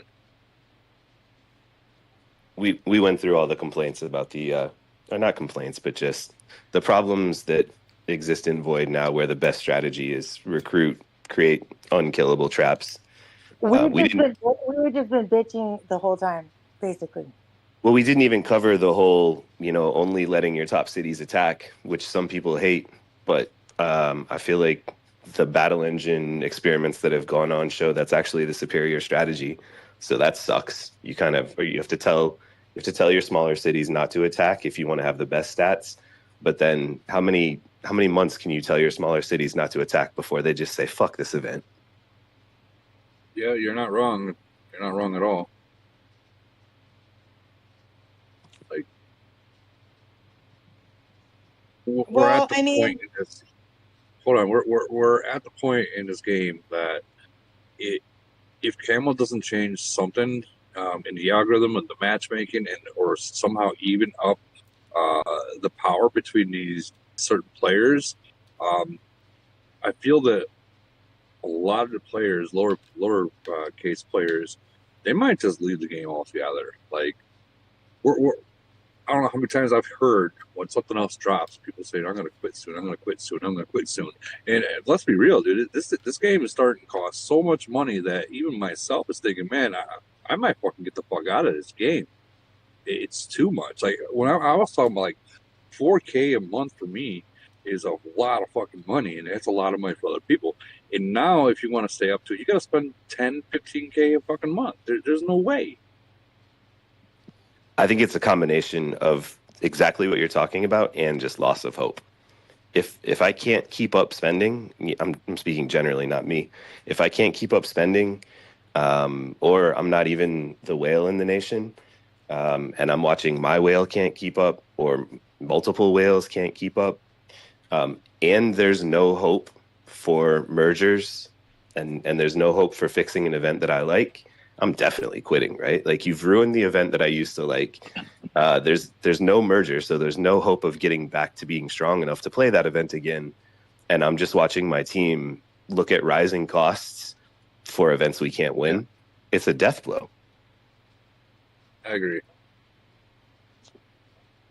Although I'm not a hater. I think we're all addicted. So I'm not saying people are actually going to quit. I was going to say, I was like, all right, now that we've gotten all of the negativity out of our fucking system, let's talk about some fucking void matches. I want to hear about one more quick question. Because say you're a person that's looking to buy a C41. If you do get a merge potentially, are you guys still stacking uranium so it's already ready for C44? Or can you not gather anymore? Oh, you know that you can gather as much as you want. You can gather so then all the people that are C41 are totally going to fuck anybody that's been building up to that level already. No, that's not true at all. You gotta understand. Once people get to C41, a lot of people, including myself, they quit buying right. You slow down. Like they slow down real fast because just from 38 to 41, that's 20 grand if you do it fast. $20,000. Yeah, Like, well, I'm there. Yeah. So like, people stop. Like, you're gonna get players like Lee God and Mental and all the Ronaldo and Holbrook. They're gonna continue to buy it, and 9 times out of 10, when they continue to buy it, they're buying it because they want the gold. Like, gold is such a rare thing that you never have enough speeds. You never have enough ports for anything to the point where you're using your gold, and they know this. I agree completely, and one of the most beneficial bundles in my eyes is the weekly gold bundle. Yeah. I tell everybody, you know, if you just want to spend minimal amount of money and enjoy the game, all you need is this gold. Yeah, no, I agree. I agree that weekly gold and that uranium pack that you get for 30 days. Those are the two things that I would definitely suggest everyone. Even like the really low players, like it's like what, 20 plus 30, like $50 a week, and then you can participate. I mean, you ain't gonna go too heavy, but you can participate. You can save that gold for like a few. It's affordable, really right? days. It's affordable. It's affordable, yeah. Hi, Woody. Hi, everyone. I just want to add one point. Can you hear me? Yep. Yeah, we Wait, who's that? It's Safe from 910. Oh, hi. Hi, how are you? So, I would just like to add, most of the talk is about recruiting players to move from nations and this and that. I just want to say the most important thing for a nation is to keep your players, to keep your spenders. And how do you do that? Is you don't pressure anyone to spend. You just tell them spend what you're comfortable with. That doesn't affect your real life. Like you wouldn't spend what you would spend something that you need in real life in the game. It's just a game. Spend what you're comfortable with, and there are the whales in the nation. They will spend heavy on on the boosts, on the charts, on the events that needs spending. So by telling them you're doing well with whatever you're spending, you're doing well, just keep playing, because many of them feel burnt out and leave the game. Yes, you're not wrong. That's great. That's great advice. That's really good advice. And somebody recently joined 785, and we didn't have any cities. It's pretty standard. What we were talking about, the standard situation. They basically said, I don't want to do the homework to try to I don't want to take a full-time job to figure out what nation I belong in.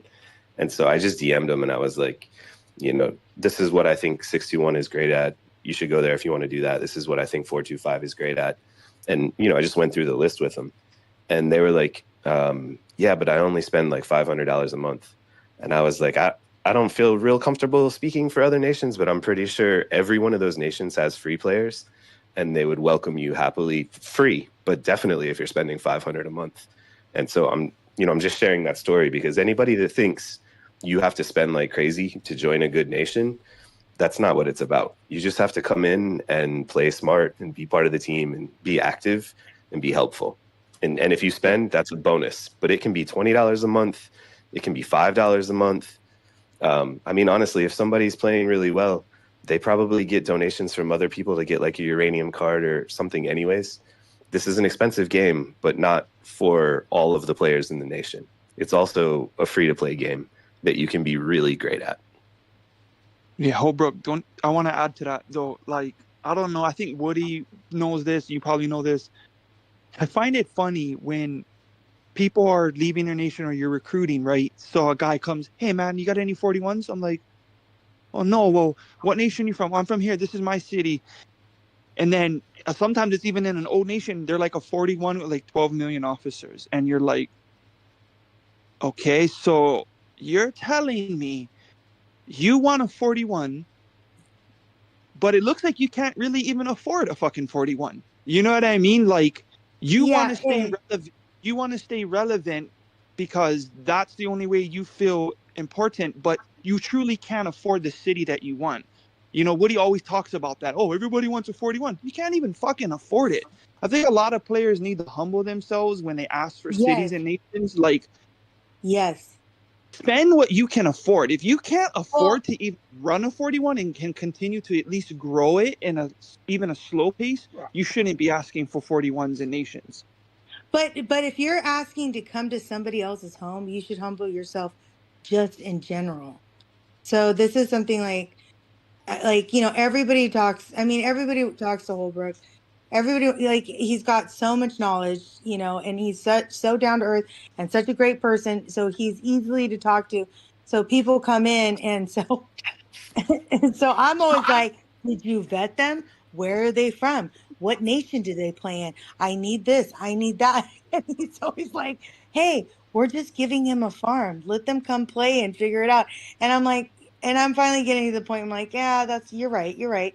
Let them come. Let's kind of see them. If they're gonna humble themselves and be okay coming into a smaller city, so where we can watch them and kind of see how they interact with the team, and then yeah, I gotta let some of that shit go. But at first I was like, you don't let anybody in your home, like, so.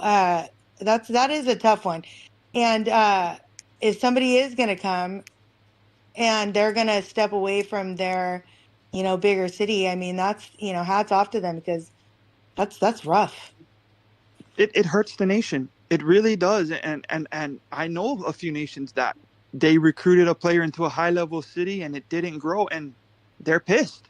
I'm just like, I'm not trying to be a dick, right? Like, That's not a it's dick like, move. should I be driving a Bugatti but I can't afford its fucking oil change? You know what I mean? Like, it don't make no fucking sense. No, no, no, no. I know you're right. You're right, and that's one thing. Like, I've had people ask me, want to give me bigger cities. I'm like, I said I got Kool-Aid money. Like, yes, I know how to play. I can play. I'm a fucking fighter. But hey, if I spend everything in that city, I can't keep it up. Like, I know that. My skill is being able to play, wanting to play, being active. And so, but I'm not a spender. And so I mean, that's something, and I know that we've pissed a lot of people off in some of the things that we've said before, but it's the truth. It is the fucking truth. Like, don't fucking sign up to drive a fucking Ferrari if you can't even fucking drive a fucking Civic. I think the problem is people that don't know. Like if you're running a 35, you want to see it. You want your city to be a 41. You don't understand what that comes with. We got the poster child for this, right? Woody, you wanted that 41. You knew you wanted that 41, and people told you, "You sure you want that 41?" How much percentage-wise? How much more expensive was it percentage-wise than you anticipated? Okay, so when I was a 38, I was spending about $1,200 a month, and I was like, oh well, I can afford it, whatnot. But then when I got this 41, it's a bare minimum to be active. What you guys see me do on my videos, it's a bare minimum of $4,000 a month. $4,000 a month. Yeah, that's so a grand a week minimum. Grand a week. Yep. Minimum. That's the speeds, the yields, and the ports, and a little upgrades here and there. I mean, that's it. Like, it's no joke, guys. It's a nice house. It's a nice house, yeah. No, what I'm saying is that $4,000 is a nice. You could have a nice house. Yeah, it's more than my mortgage. Yep, most people's. Well, and so, and I'm sorry, I don't mean to change it, but Crash, you and somebody else, and is it okay that I bring this up? I don't care. Okay, so you and somebody else run your city in 717, right? Yep. Yeah, so you have two of you that actually play that city, and I've seen that a couple times now. In newer nations, well, first of all, you guys were fucking with me. I thought you guys were the same person, but anyways, but I mean, I get it. Like, fuck, man, because it's a lot. There's a ton of benefits to having two people running a city. One, you get double coverage if you're in different time zones, and two, you have a double set of eyes on a city to make sure that it's being built correctly. I would love to comment on this, but I got a fucking security lock stuck on my account right now because this had happened to me because I was sharing the account with, say my brother, right? It's pretty shitty actually, the stuff that I had to jump through to even not get it fucking banned. But why would that the matter? people that were, hold on, before I go back in for my break, when you share the double cities, you got to remember one thing. Both of them players want to play Void. Both of them want to play it. So if you're sharing it and you use all the speeds and all the heals and whatnot before that second player can even get on, and then he does get on and sees it's all gone, then what? Like, then now they're pissed. So it's like, and it happens a lot. Like, I don't know how I can go through 500 speeds in like fucking 4 hours, if even before that, easily. That wasn't the Yeah, case in here. but Cat Crash, how long have you guys been doing this? Out of curiosity. Well, we've played the game together for 4 years, so we've known each other for a very long time. Probably only a year-ish.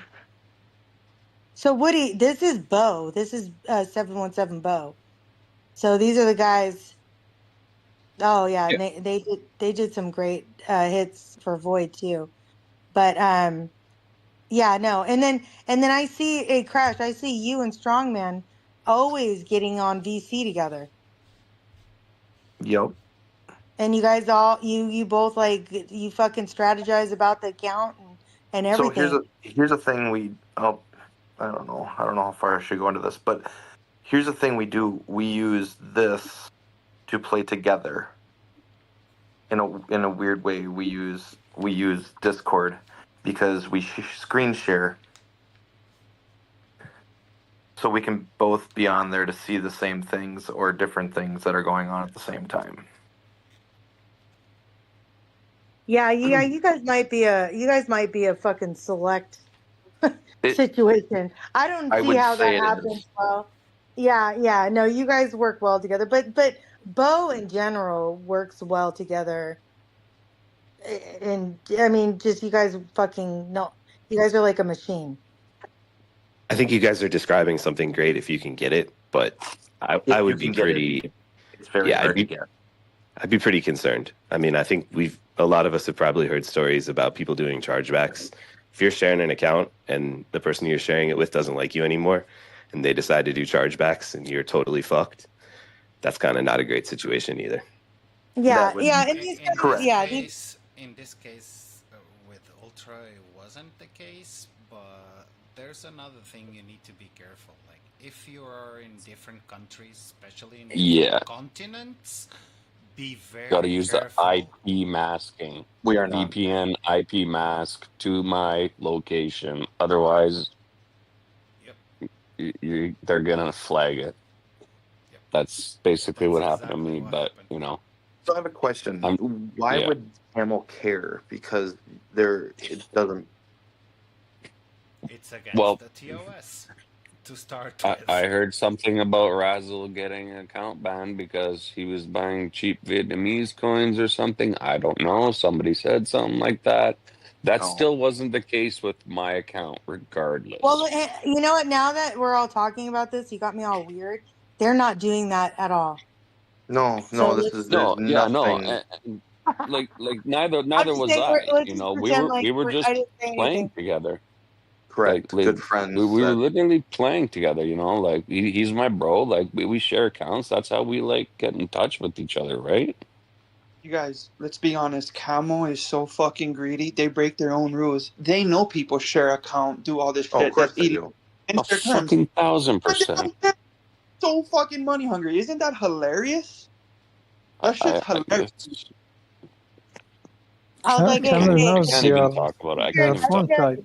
An account with like, I don't know, probably 50 people by now. Yeah. Oh.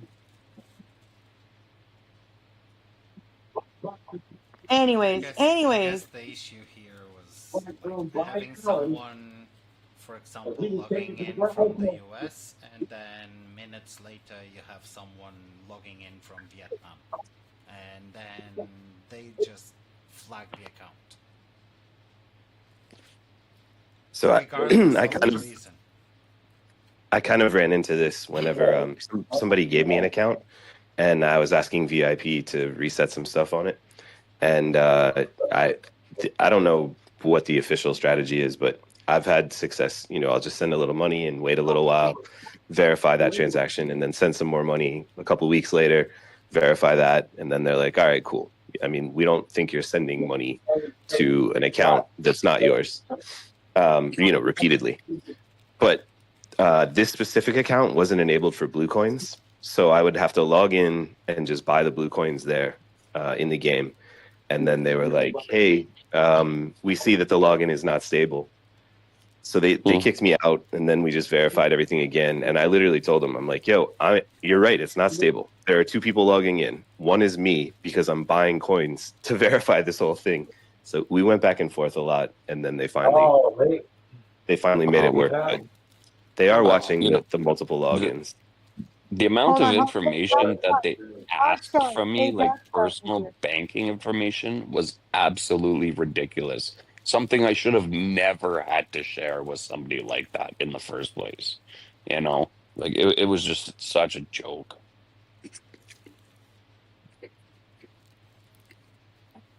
Yeah, so maybe don't share accounts, but then again, like there's a lot of good advice to share accounts. Even just have a backup, so if you miss an event, somebody can throw you in the event. Oh, I mean, Jesus Christ. IP like masks. it's like most of this game. It's complicated. Nobody knows what the right answer is, and you're gonna get fucked at some point. Yeah, or you're going to be the one that has to drop everybody into events.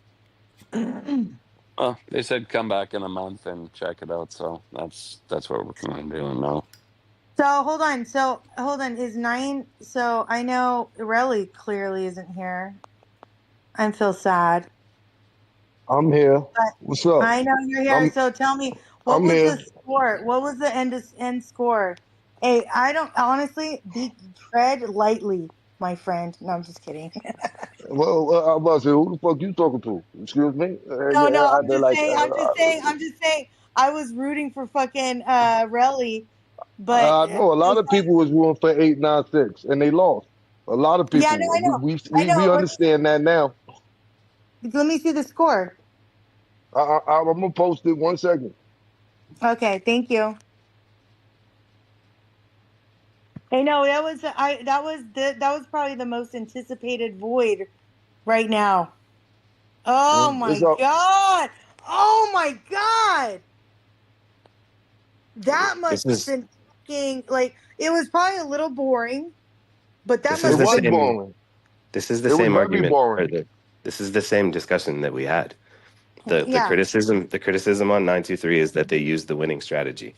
The response is, why are you mad at me for using the winning strategy? Well, yeah, it's No, winning. that we didn't win it. Hold on, wait a minute. See, I'm gonna speak for us. I don't. We didn't use a winning strategy. We used the strategy that we knew this nation was stronger than us with brute force. So now, mind you, we faced this nation 2 times already in frenzy. We know we can't beat them head up. They are stronger than No, us. but what he's saying is the No, winning no, no, strategy. no. I don't need you to talk right now. Let me talk, please. Whoa. Now, so I like this. when we didn't when we made a deal with them when we faced them the first 2 times because 923 and 896 are so-called friendly. We made a deal. Now, the deal was we was gonna go in and not recruit. The second time we played, we went, they felt we went too hard on the monster hunting phase. And we wound up going in with like a 200 million lead because of the monster hunting phase. Nobody recruited them. So it was people in there alliance that felt the way behind that. And it was said. So this time it was no deal. And everybody in both nations emptied their bags in the first 4 phases. But we were better at the time of recruiting in the last 10 minutes, and we wound up going up by 300 million points. So this was our plan to go up in the void in the KE phase because they would have to come to us, which worked. Now coming to us, we know they can beat us with brute force. We opened our strongest city for 2 hours at the beginning of the kill phase. They did not attack it. They made a choice. I'm not saying they would have won. I'm not saying they wouldn't have won. We don't know. They didn't do it. So the rest of the void was boring because we was not going to give you an opportunity to keep attacking us. And we know we can't beat you in brute force. So we went and we started doing things that we usually do where we steal points here and we steal points here. They did some things and they got points. If you look at the points before KE and after KE, it is equal. We was just a better strategist this time. I don't know Okay. what this winning strategy is. We Hey, didn't listen, no. out-recruit Hey, can I say by this? a billion points. Much respect. You won. Hey, much respect. Bro, the winning As strategy far is as what I you say. did. No one's Yeah, saying anything negative. You and used the nothing winning negative. strategy. You fucking won. You guys played it and you won. And I'm just partial to 896 because Globe 10. Yeah, But that's we know that. but that's it. Hey, I love competition. I fucking love good strategy. And hey, hats off.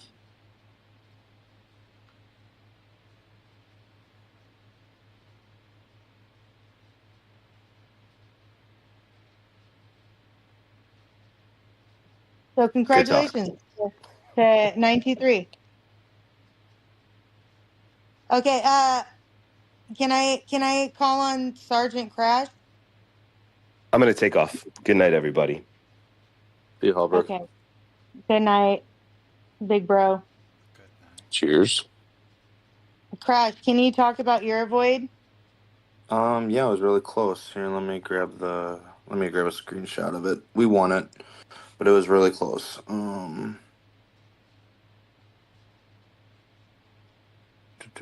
on 1 second. I'm logging in.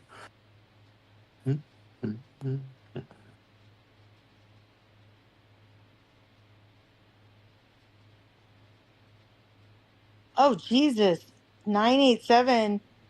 Oh my God, that was a close one too. I'm sorry, I don't know your guys' nations. I should get better at it, but I'm not. All right, there you go. I just posted it. So if you guys haven't fucking seen 717's attacks, it's intoxicating, to say the least. I heard you guys pissed Iron off because I don't know, somebody did an attack while he was offline. Their ward they viper. reinforced. Yeah. Yeah, and we lost. It was like 700 million. It was a big hit this morning. Yeah, so but you guys went up against 668. And if you didn't do that dumb shit, you guys were already like over $1 billion ahead, right? Ahead of them, yeah. Were you there for Elite War today? Yeah. When you guys destroyed us, you fucking cunt. Yeah, no. I mean, hey, listen, you guys had it scheduled at a time where all of our Elite Wars are like, everything in my fucking alliance is like the worst time for me. It's like 6 a.m. And so you guys, and I was like, I almost sent an alert out at 6 a.m. And I was like, wait, why is it at 11 a.m.? And Yeah, so it was later in the day. It was later in the day. Well, and mind you, Elite War is in our focus. So if it's not around the priority time, like time where everybody's on, it's like everybody's like, fuck it. I think we had, I don't even know. Let me see how many people I had. And You had quite a few. you know what? Eat a dick. Hey, Crash, eat a dick. No, but hey, I told them, I said, hey, you guys are, hey, 717 ain't no joke. Hey, I give credit where credit's due. I know. It was fun. And hey, and you guys were playing 668. Like, it was kind of hot. You guys were fucking cute. Oh, we had Also, that's a 61. good report. Trash. We had 61 people. That's not too bad. Fuck, I No, was you gonna guys be had like, quite a few people. yeah, fuck. You know, hey, when you guys were running, I was like, yeah, you guys, no. Yeah, we're fucked. I saw it right then when we were in the, we sent the big line towards you guys and we were losing that. And then we were losing at the base. I was like, yeah, we're fucked. We're done. Game over. Yeah, we held the base long enough, and somebody tied Hallbrook up just long enough that It it was, helped us get. it was perfect. Yeah.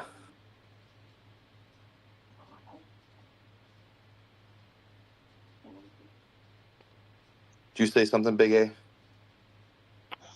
I'm still waiting for you guys to challenge me. We will. We will. Are we challenging just you or the entire alliance? Yeah, the whole thing. You guys are close to being able to do it. I think you guys just broke into We're the getting there. top 100, right? Yeah. Yep. We're right there. We're right. We're always bouncing back and forth. We've lost a couple lately, and we've won a couple. I'm sorry, what nation are you in? I used to play in He 717, used but to be in I left 717. during this Civil War, and now I play in 767. Oh, okay. Oh, fuck. 717 versus 767? Yeah, head to head, we don't win that. Yeah, you lose. Yeah, I know. I know how that goes. I just wanted to make sure you knew that. Oh, I know that. We get some tricks up our sleeves, though. Hey, okay, so all right. And no, does anybody else want to talk about their fucking voids? Why am I the one here leading this thing? I'll talk about void. Yeah, talk about your void. We won. Sure. We had to go up against a couple monsters, a couple 41s that were beasts. One dude came in, he max pointed. I mean, this guy was a monster, but we held him off and basically took a couple hits. First one, it was almost even points. Second one, he did a little better, and then we Yeah, took but a who did you play? Hey, can you share your thing? Can you share the 847 thing? Yeah. Hold on. What the fuck? It was a battle. We went in. We started off. We went in like I think we started off 300 or 400 million down because they recruited a ton, and so it was a battle. But we ended up doing really, really well, and we didn't have They bubble actually drop. fight. So Not really. I do remember in 847. It was a bubble. I think total bubble fest. Okay. But so. Has it become a bubble fest in 847 too? Like against your guys' matchups? It was this one. So Hold on. yeah, Where is the? Did you post it? I'm doing it I on the didn't. site. Okay. Yeah, going against 891. And they have Archangel. Oh shit! Yeah. So That's a good win. Congratulations. yeah, it was definitely a tough one. Wait, hold on. How did my boys do? I mean, everybody did. I mean, honestly, we only had to do like for pre-purge, like two people. Wow, Maybe that's good. it was 2 or 3. So here's the results, but yeah, it was a hard fought battle, and Holy fuck! But you guys won. That's yeah. good. So we went in about 400 million down. Oh, look at the beard. Hey, look at the beard. He fucking he manhandled that shit. So we came So together. sorry guys. This is my original nation. So we came together and fought hard. That's and great. was up. But honestly, Awesome. we didn't spend a ton, which was good. But the main person, Archangel, I mean, they fought in the beginning, and then it's like they took a coffee break and never came back until the very end. Hey, honestly, that's fucking beautiful. I love seeing all of 847 at the top. Look at that. So who are you playing next? I'm gonna look it up. Didn't look at that one. That is a good win. Yeah, they were tough. That guy's a Oh, I monster. know. I played them before. I played That's them a in credit. 853. That's a credit card warrior nation, straight up. Yeah. Yeah, we trapped them. So we started with a trap. They hit it, and then they hit it again, and then we said, all right, we're not gonna do that no more. And then literally, the funny thing was, while we were doing that, 2 of our guys were over in their nation and just found 2 bubble drops and smashed them and kept us close. Or actually brought us almost, I think we were about 100 million down. And all night we kind of battled and kept it close. And then today, it was just found a couple bubble drops here and there. And our nation, I mean, because we're so tight right now. Like, it's gonna be tough sledding to find easy points in our nation because Yeah, no, look at really round locked 3. it Who are you down. playing next? We are playing. No, lay the fuck down. We are playing 890. So we got 890 next round for frenzy. Oh wait, no, sorry. Yeah, 890. I So suck at this. that'll be interesting because we've faced them before. I heard they're really naughty over there. They're very naughty over there. Yeah, we They're faced very them. what? You didn't catch on to that. Their alliance name has to do with naughty. They're very naughty over there. Oh, they're trying to fuck with the knot? Fuck that. Yeah, we faced them before, so it's just weird because we keep getting matched up with like the same nations in all the different events, whether it be DoD, Triangle, Head of State. Like we just keep getting the same ones. It's wild, but Well, it'll be interesting. That's a great win. That is a great. Honestly, that makes me smile. Good job, you guys. yeah, we fought hard, and we didn't all like. I don't think we had a single person get 0, so that was good. That's great. You guys got that nation cleaned up. Yep. Okay, so we've heard about them. What other great fucking voids or I don't know. I'm not. Who the fuck is leading this?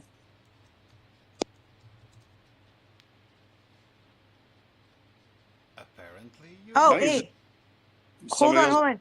Talk about your shit. Lit.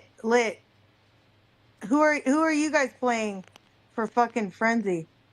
796. Sorry, before you answer, just a quick reminder: don't post pictures with copyrighted characters in the chat, please. Otherwise, the monetization is gone. Like, what does that mean? Like, what? He doesn't What got get paid posted? if you. He doesn't get paid if you post pictures that are like Disney or. Oh, with SpongeBob? I'm sorry about So, Aladdin. AV time fucked up? There were several, so it's okay. I Just was be flying on a careful with magic that. carpet. Sorry, bro. You can disable that too, Hokage. I You can't. might I want to don't think have about the that. rights. I Oh. would delete them, but I can't. Oh, you got to get Woody to help you with that. Yeah. It's Woody Oh my god! monetization that gets blown, not mine. So. Yo, 714. Like, you posted a picture, but there's like a fucking thing right in between. You're making me fucking read around it. Like, look at the pictures you just posted, yo, from 714. Broly helped him. Yeah, well, it's fucking Yeah, stupid. that's the chat room in the background, I think. Well, it's got the pictures, this Broly. Yeah, exactly. Fucking screenshot that shit. I can't see it. Or read it to us. I can't even see the red shit. They won by Basically, we beat. they won by $1 billion. Yep. Is that a 13? And we were down I by can't. 500 going into gate. 13,050. Well, that's a good one. 14.3 to 13. It's pretty easy to read. I'll repost it.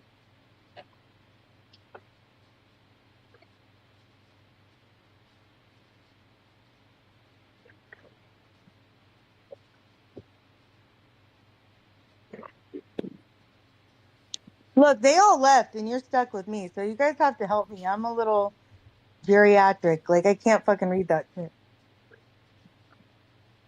Yeah, and I'm not enough of a whale to be able to contribute to this conversation.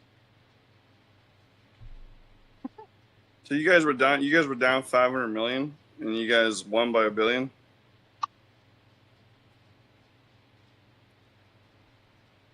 Yep, that's right. That's pretty good, man. We've got a very active nation when it comes to kill day. We enjoy it a lot. Yeah, I love going in Underdog. I love going in when we're down. Like it seems like when we go in when we're up, we lose. We go in when we're down, we win. Like the ratio's crazy. I don't know what it is. We just like being underdogs, I think.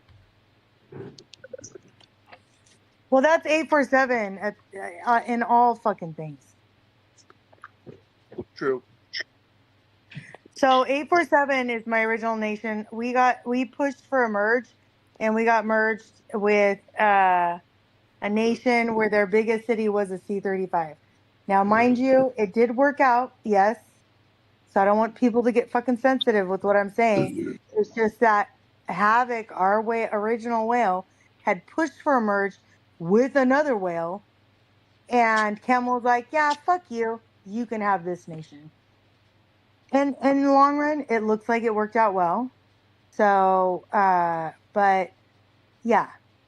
The funny thing is about that, it was the original. It was the very first cross nation event we ever had. Is who we got merged Yes, with. I know, because I played Havoc. Which is kind of wild. I played his city for that first cross nation event against him. And then we played him like 2 events prior. Yep. Which was kind of weird, but Beef, you on here? He's probably high as fuck. He is. Beef No, can. I don't think so. Yeah, he's here. You gonna fucking hit in DOD there, buddy?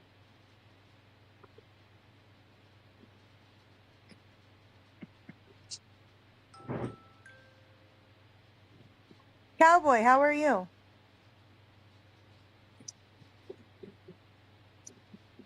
I am dandy, as they say. Did you guys see the cockroach thing? What happened to cockroach? Yeah, Bryce talked about that earlier. He posted the reports. It's pretty amazing. Ouch. What happened? Which cockroach? I'm sorry. What are you guys talking about? Go ahead, Bryce. Yeah. If he's still Oh, awake. sorry. No, my bad. I'm driving. Yeah. So it was somewhat, I guess, even, and then recruitment phase came. They recruited like 1.3 billion in the first couple hours. We saved our recruitment buff for the last 12 to try to like make sure that we could catch them. One of our guys decided to go off. We ended up going into KE up like 300 million, but we kind of knew their fighting style and how they play, and it was just a slugfest. It was kind of back and forth the first maybe hour, and then their true colors started to shine, where they obviously don't fight as a team, they don't fight smart, and we just went off. And I think our final score was like 20 billion points. We scored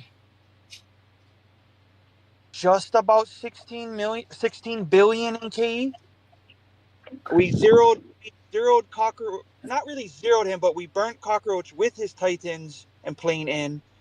Then we also caught him on a counter and burnt him again. So he went from like 140 million VP to like 70. He lost over 5 million troops in KE. Brutal. They just, The I get, video they're just is the kind of nation, they don't care about winning or losing, guys. They just like having fun. And we love having fun, but we love winning, having fun. So it was just like a pure war. I mean, we literally fought for almost 24 hours. I only got maybe like 2 hours of sleep. Yeah, those are fun. Yeah, and it's like I said before in the beginning of the podcast, they weren't a nation that necessarily had a lot of bubble drops. Maybe a few cities here and there dropped their bubble, but it was just them fighting and them fighting reckless, like just reckless. And they didn't fight as a team, so a lot of their strongest cities were active. So we were killing T13s while they were killing T11s, and you guys know how all that already in the point system. So Yikes. that was it. It was fun. I highly doubt we're gonna get a void like that again in a long time. Those are the rare ones and the ones you cherish, and you don't give a fuck that you emptied the bag on, right? You're like, yeah. Yeah, I'll zero gold out on something like that. No, hey, Bryce, I played you guys with 7, and so you cut me off, motherfucker, by the way, when I was saying this.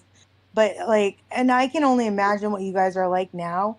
But I wanted to play you guys from 796 because, I know you guys. We all play together. I mean, we haven't played together in the same nations and whatnot, but we all know each other in the game. I just wanted to see how you guys play. So when I played you guys, I was so fucking impressed. And so I can't even imagine how much better you guys are now. Yeah, I mean, not everyone, but I mean, a lot of people know that there's some drama going on in 908. We're not even fully consolidated. We do have a crew trying to tear down our nation. And we're still super fucking successful with this problem. It's pretty amazing to watch, knowing how successful we are with this problem. We're hope one day we can get through it. I don't want to go into that and talk about that. That's really just not something that I want to share. Yeah, I But don't share it either. I'm glad that the guy that we have a problem with, he doesn't really fuck up in KE. They just stay bubbled, and then they go back to burning our nation down after KE. So that's the cool thing. Other than that, yeah, it is what Silver it is. linings. Silver linings, my friend. He won't kill the enemy, but he'll kill his own nation, is what he's doing. So what it is, what it is. Yeah, hey, you know what? Hey, that's the worst though. Those motherfuckers that are so against their nation. So, okay, let's talk about that. Let's talk about that. So, for instance, 808, that fucking, does everybody know about that Rick guy? You talk about Rick Okay. Grimes? Yeah, Rick Grimes. So this motherfucker, if you go against him in a fucking KE event, he will. And so somebody told me like he was trying to get a hold of us because back in the days, 847 was gonna play them in I don't know if it was fucking Void or Frenzy or whatever. but they're like, oh, he wants to get a hold of you. Oh, and they're like, oh, because he's gonna want to be like, hey, I'll give you kills if you show me what farms to hit and plunder to get resources. And as soon as somebody told me that, I was like, yeah, give that motherfucker give him my fucking Viber or whatever. I need to fucking talk. Didn't we go after him? No, I know, but at first, so this was an 847, and I was like, I told Havoc, I said, I can't believe this shit, and so I fucking contacted him. I was like, oh hey, and I pretend like, oh you want to work with us, and he's like, oh yeah, just let me know, send me the cords of the farms, I'll make sure that you can hit. And I was like, that's all I fucking needed. I screenshotted that. I was like, you are the fucking worst part of this fucking game. You are a piece of shit. And I still, to this day, log into fucking my Troll City in 808 and troll that fucking bitch ass motherfucker every single fucking time I think about it. I'll probably do it tonight. That is the worst. Those are the worst fucking people in the game. That's one thing we finally got handled, was we kind of handled our troll problem. So I got all of our trolls to stop. And then we use our 2 other alliances. We don't let them hit in KEs anymore. And we let them be safe havens, if you will, for people that need to go and save up for a KE. And so, you need to go save up some heals and speeds and all that. It's fine. Take a break and go over to one of the other alliances, and somebody that's been saving, we bring them up. So we're kind of getting into the, because, nobody can count on a merge, right? We're stuck where we are. So we kind of built this thing now where we're going to just have this revolving door of, you need time, go down, it's no big deal, save up, come back. And that's what we're starting to do. It's been working. I mean, we're not going to beat, everybody, but we can still beat some pretty good damn teams. So, and we don't have the biggest cities out there. So. No, but hey, I'll tell you what, we fucking cleaned that motherfucking nation. Oh, it's clean to the core. And, oh yeah, I know. I was. And it stays clean. And the nice thing is we've gotten rid of the trolls, and everybody's pretty content. So that's good. That's good. That's the good thing about it, is, they know the direction we're in, and I finally decided to stop being mean and trying to just kill the trolls, and I killed them with kindness, and it worked.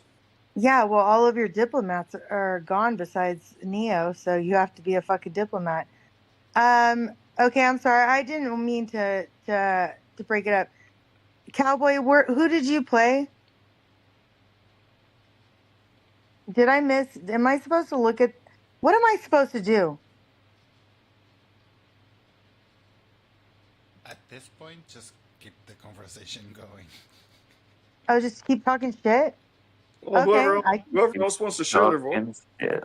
We played 645, by the way. Did you guys do good? 4-5. Yeah, they had a C-41 that had a lot of troops, but it had like 500 long range and like 500 melee. Oh my God, Iron, I love you. Yeah, and it was weird that he had a couple million troops, but he doesn't have many more, but I was a little confused about you it. fucked him up. You fucked him up. So Iron from 717 said that they suck. Yeah, they were pretty bad. I hit him with like my 4th plane, and they kept defending and defending and defending, and I think I got like way over 2 million kills on it. But actually, I'm going to show the video because I thought it was really, really cool. I've never seen the Titans spawn in 5 different locations. Share your fucking screen.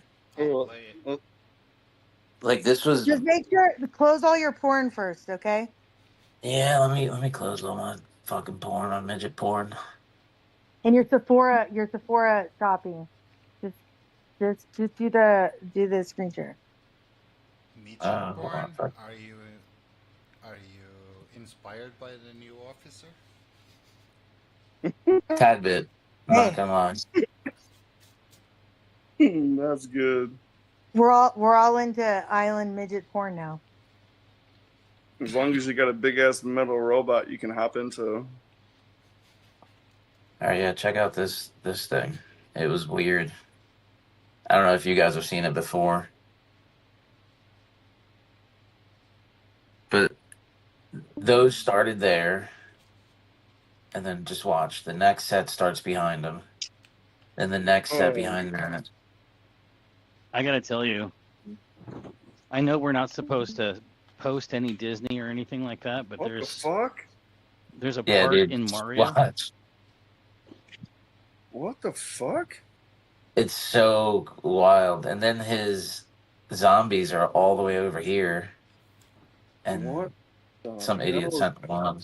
Oh, But then I don't know. I was curious how or what happened or why it happened this way. Maybe because it's just your plane? That's wild, dude. I've never seen something like that. Yeah, like it's so wild. You had them because everywhere. even some of the troops came back in different spots. Yeah, he's like, fuck this. I'm gonna go hide over there. Yeah, dude, it's just like everything. Everything spawns in a different spot. That's wild. Yeah, they're spawning to the side. The Yeah. Titans again. Maybe because you got up on him. Because like, oh man, and maybe you got up on him, so you pushed him to the side. That's the only thing. Yeah, I think. It's the only I thing think that might be there. The only thing I can see is that you pushed him. You pushed him out of his regular spawn zone. That's fucking wild. Because it has to like mess. Was it you Was it that what? said this is your fourth plane? It's my third, but yeah. So you have 3 gold planes. I mean, they're not like level 55. Hey, But you you know have what? Fuck you. I literally hit you. I literally like last or 2 weekends ago hit you in a smaller city with a bunch of people multiple times in frenzy. Like your city fucked. Yeah, this Most of plane's us are like. still fighting to have 1 gold plane, let alone 3. Yeah, this plane's like level 30. Hey, guess what? Guess what fucking alliance is crazy enough to want to hit him multiple times? That would be 717, Bo. It was fun. It was very fun. It was very I fun. didn't put a bubble up here for this one. Here's the video that Peter that you sent. Where's the C41? Here's that C41. Here's one of them. But look at his stats.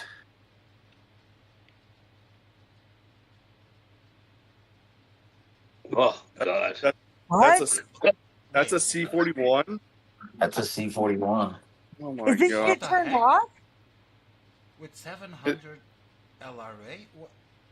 Is his Let name? me show you guys some weird C41s. Okay. Is his name? I compiled some reports, and they're fucked. Wait, who just said that? Who just said that? What?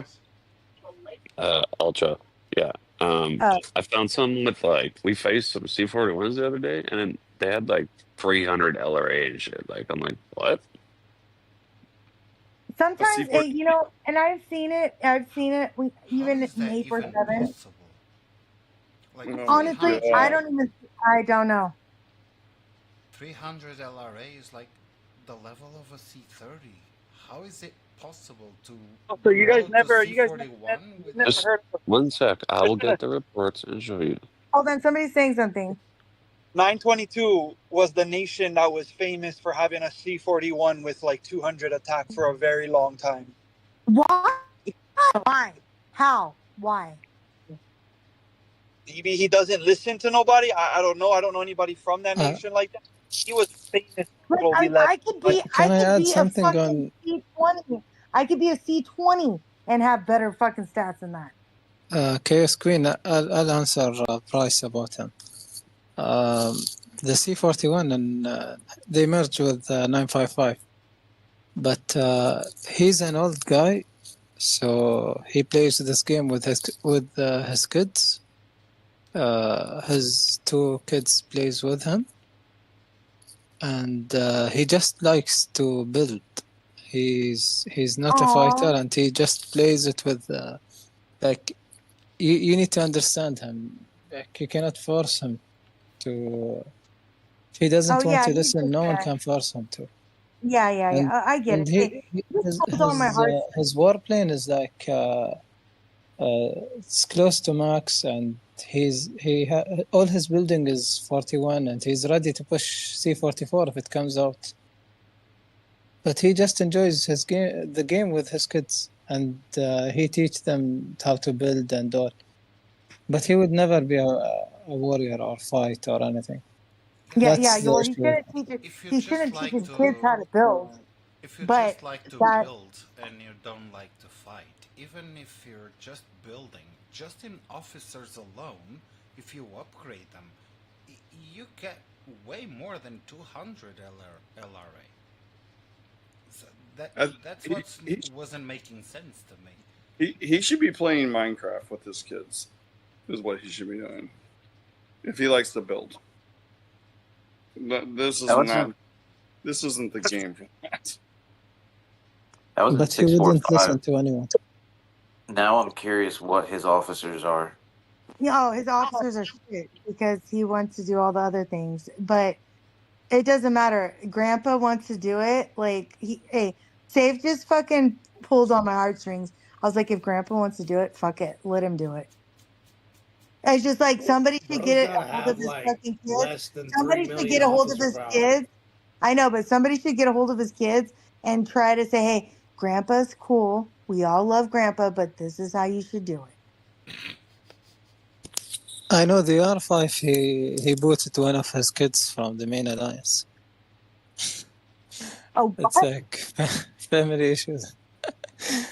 he wanted his sons to be in the main alliance. Oh, see, look, now my heartstrings are pulled even more. Look, let them do whatever the fuck they're gonna do.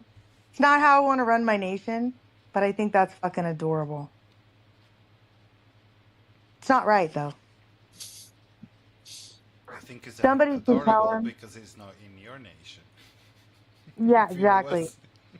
If he was, I'd probably kill him. 4,081,000 officer power for C41. Oh my god. Oh, that's fucking wild. Hey, I'm at 5.8 in a C36. Is he dumping officers for the event? His Titans are 1.478. Look, I feel very disrespectful talking about Grandpa. Can we switch? Jesus Christ! His plane is 660,000, and that's for 5 planes. I don't get it. I don't know why you would drop all the money for a C41 and not drop anything into. I mean, his officers have to be like not even level 20. What nation? The cowboy. He's probably just buying uranium. What nation? Yeah, but that's all he's buying. So he's spending 645. So he's been around a lot. He's not talking and he's about number one the in the 955 nation guy. for Commander Hold City. on, Safe. What were you saying, Safe? Cowboy is not talking about Grandpa. He's No, talking I'm not about talking another about Grandpa. C41. I'm talking about Cat Hero. Cat Hero in 645. He has the number one rank for Commander City ranking in that nation. Hey, somebody, getting the 41 the fastest is the best idea. fuck, what are you gonna do? No, see, hey, listen. Okay, so in 796, there's a city. His name's T2. He's a Japanese player. He's actually a really great player. His fucking C38 hits like a fucking C41. Like, I almost forget that this motherfucker isn't a C41 because the motherfucker's officer power and everything is so fucking, like, he's built his city so well. And see, that's the kind of shit I would want. I'm never gonna be there unless I hit the lotto.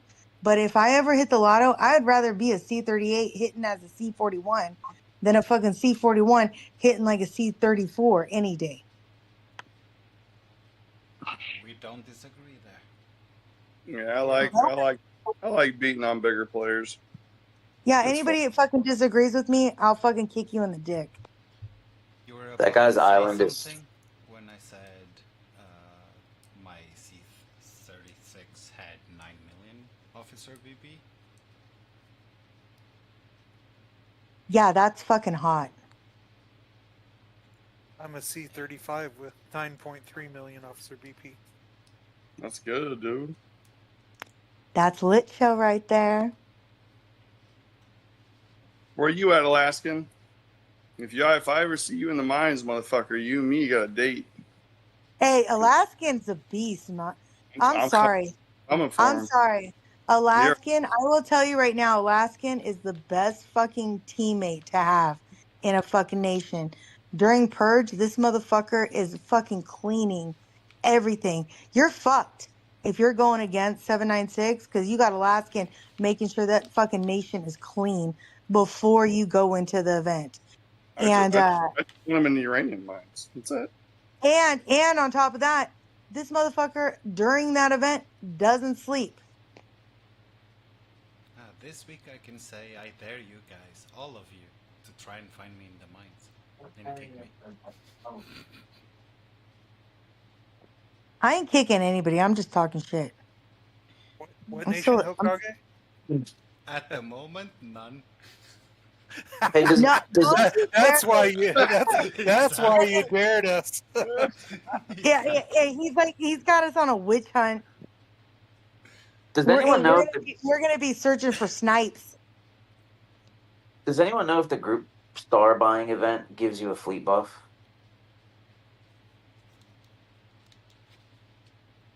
It does if you're the first nation to reach it. Yeah, if you're the very first one. Do you know how much that fleet buff typically is? It's 2,000. 2,000? Yeah. Is there any other? I know the polar statue is like all attack, HP, and defense. I know the what's that other? The DoD polar is like debuffs basically. What other towers are there? You can see it from the capital, nation capital. I shared it on the chat.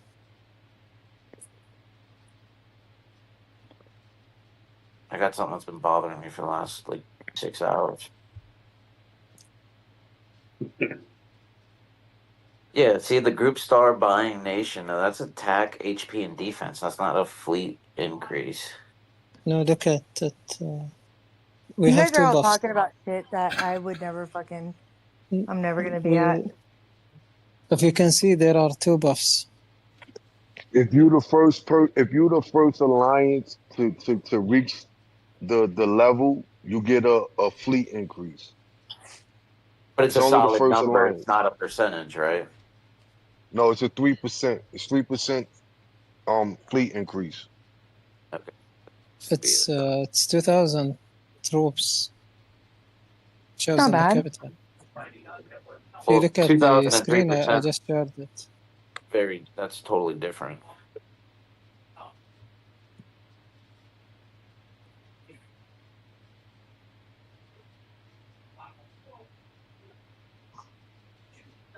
Okay, so it is 2,000. Okay, so that's not it. I'm trying to figure out because my fleet was typically 696, 695, 696. And now for some reason I can't get past 686.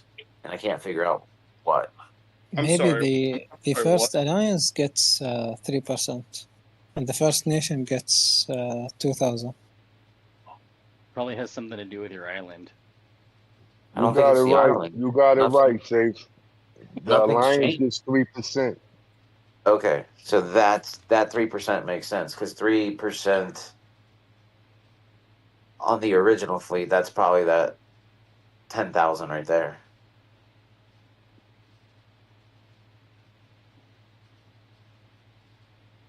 I'm sorry, I've been drinking too much. I think this is all great information, but I'm not following anything you guys are fucking saying.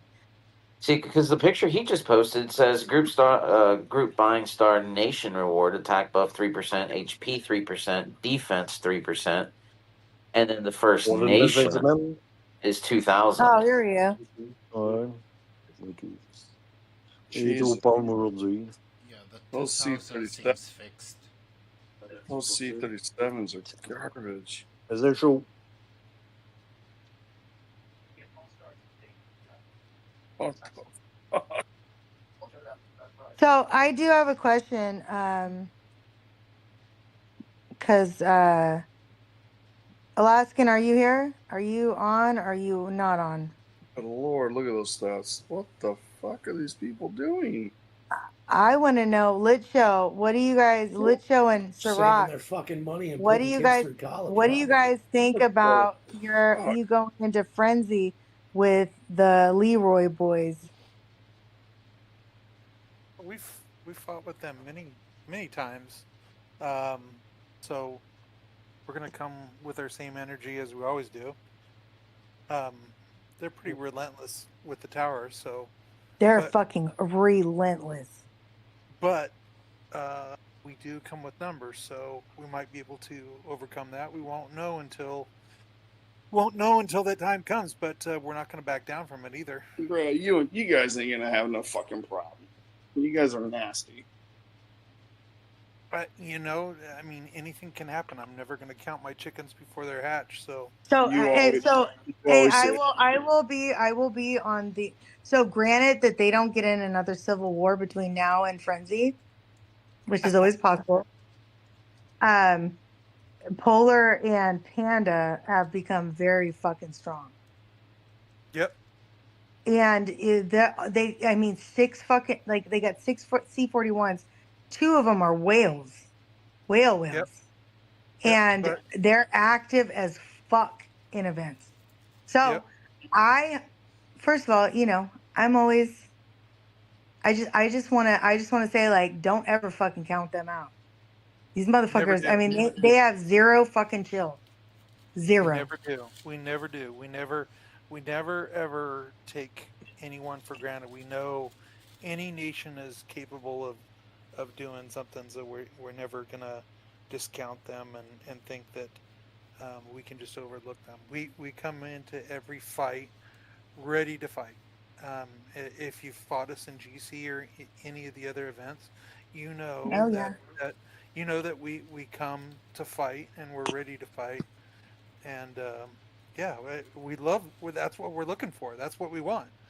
We're here to play a game, not watch bubbles. So if they're gonna come to the towers, we're gonna come to the towers. If they're gonna come to Oh some my city, God. Hey, hold on. Since I left 796, and honestly, can I get a city in 858 just so I can watch? if Give we me a had comment. one, if Give we me a had one, star. even our Actually, I'm stupid. I have a fucking city there. there you go. Yeah, that is gonna be the one to watch next. Hey, hats off to 923 and 896. That was a great one I wish I could have seen that, but I'm not in those nations. But fuck, that had to be kind of like a nail biter, and fuck. Like, I'm just now at frenzy 858 and 796. I can't wait to see that. Yeah, we're looking forward to it. We've got them probably in GC at some point too. So um, same thing with 877. They moved down. Wait, So no. 796 is in Globe 9 now. you're right. They're You're right. Yeah, but you won't even see them. Yeah, we won't see them in GC anymore. You're right. My apologies. 877 moved down and took their place. Yeah, no. I'm interested to see, because fuck, it's 796 through. They got kind of into it, but they're back together again. So going back into GC, like I want to. Like, look, we got Gambit here. You got Cores. Like they got to go against 796, and 796 has what, like a third of the numbers that they have. But fuck, they got 6 fucking C41s that fuck, and they're spenders. Yep. They should not count them out at any point. And 796 has some good, not necessarily whales, but they got some good dolphins. I don't know what you want to call them. Yeah. Some good mid spenders. Some guys with some real good power. Alaskan, he's got some power. So there's yeah, T2. Oh my god, yeah. Yeah, there's some guys out there that can that'll be able to bring some heat to them too. So I'm looking forward to seeing what their GC comes out. Yeah, I've been a little surprised by what they've done so far. It will be interesting to watch. Well, 858 better bring it home again, dude. You guys are unreal. Again, we're never going to count our chickens before they're hatched. I know, but you guys are. We made that mistake. I wouldn't say we counted our chickens, but when we went up against 904, maybe we were a little too cocky. I don't know what it would be, but we let them win, and we had the win. We had it secured, and we messed it up. We screwed it up. We lost that GC by just a couple thousand points. So it would be nice to get a rematch with them at some point, and I think they're looking forward to that too. But it just hasn't happened yet. The way the GC stuff has fallen, we're not getting that rematch yet. But maybe someday. So, but well, now we it's sad. It's sad how GC's kind of not been. People have kind of like, GC was kind of like held. It was kind of a sacred thing for all of us. Oh yeah, at some point. Everyone looked forward to GC, and now it's unfortunately, because of some bad mergers or lack of mergers, there's nations that just they're not competing, and so you got people that just sit out or they just they don't show up but we've had some good fights so far. I mean, we 827 this last time. Man, they fought us tooth and nail. We won, but they really brought some heat to us too, and those guys are strong. So yeah, there's some good competition out there, and I hope I hope GC changes. I hope some of these nations get some merges, and it would be just awesome to have some crazy competition in GC again. We love that. Just hope they don't learn that kitten protocol before your chickens hatch. Otherwise, you won't be able to count them. Yes, absolutely. Absolutely. GC is just too fucking expensive. Unless you can ask your players to save up weeks before the semis and finals, that event just takes everything from you. Yeah, but remember, we didn't have Polar. But before, when we didn't have Polar and all this other shit, it was the event you saved up for. Like, I remember 847, we went, like, I mean, and honestly, we fucking politicked all the way to fucking finals a time or two.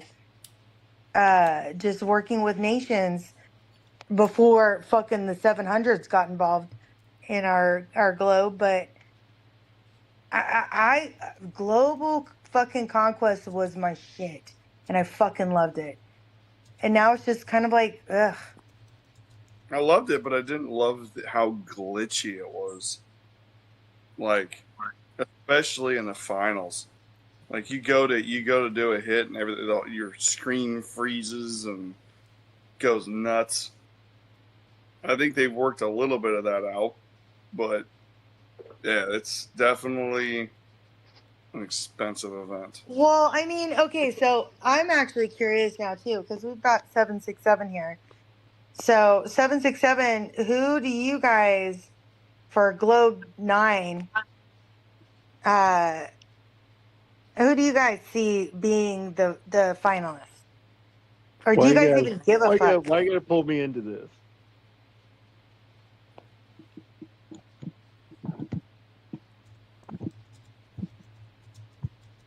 Well, what do you think? What do you think?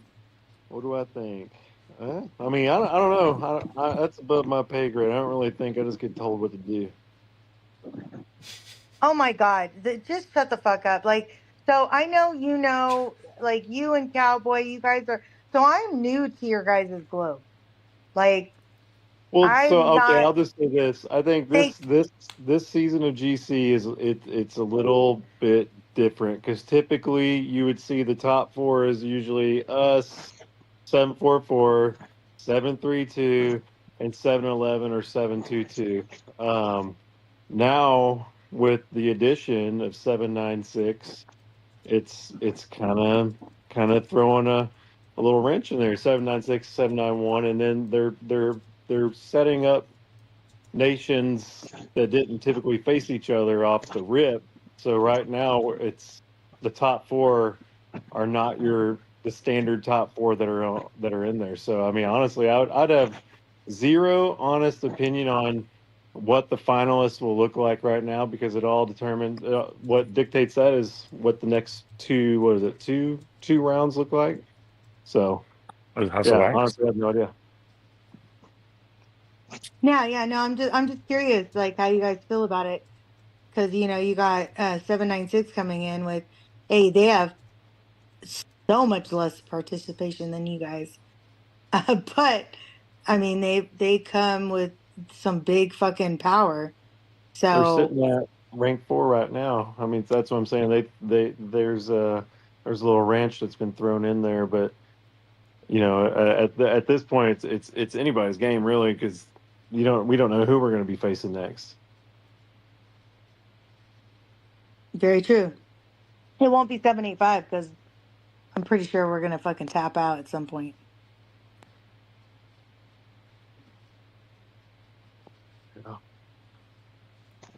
Yeah, no, it's been interesting to watch you guys. Fucking 732. So I'm learning all your guys' new nations. I'm so not privy to the 700s, so this has been fun. Yeah, 732 is just a powerhouse. Those guys are just stacked.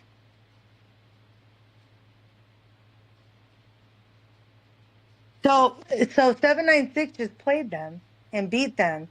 Was that because it's just the beginning phase to them and they're not taking it serious? Or I wouldn't have an answer to that, but I just know that nation is they're they're just beasts. I don't know, they're tough. You're saying 796 beat them in what, like the last GC rounds?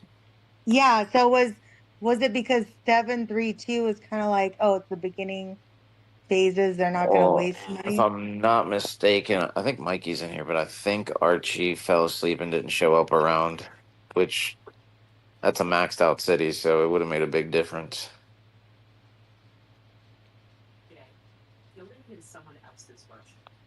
Yeah, no, that's why I was asking.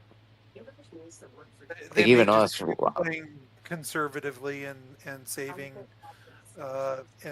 for final rounds. That the early rounds you score high enough, you're going to move on.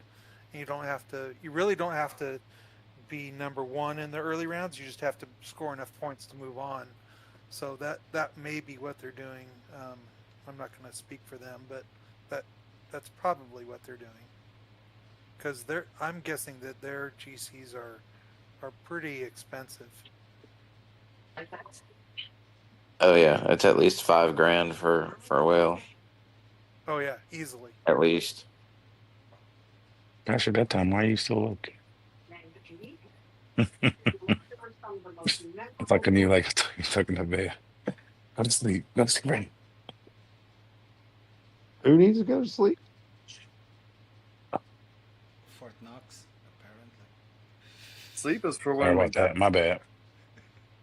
No worries. Far enough. Go to sleep. Go to sleep.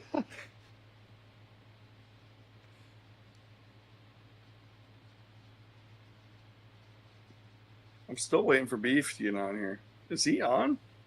Or is he just sitting here? He's on, but he's muted. It has been since. He's probably had some kitten's catnip, and he's probably sound asleep.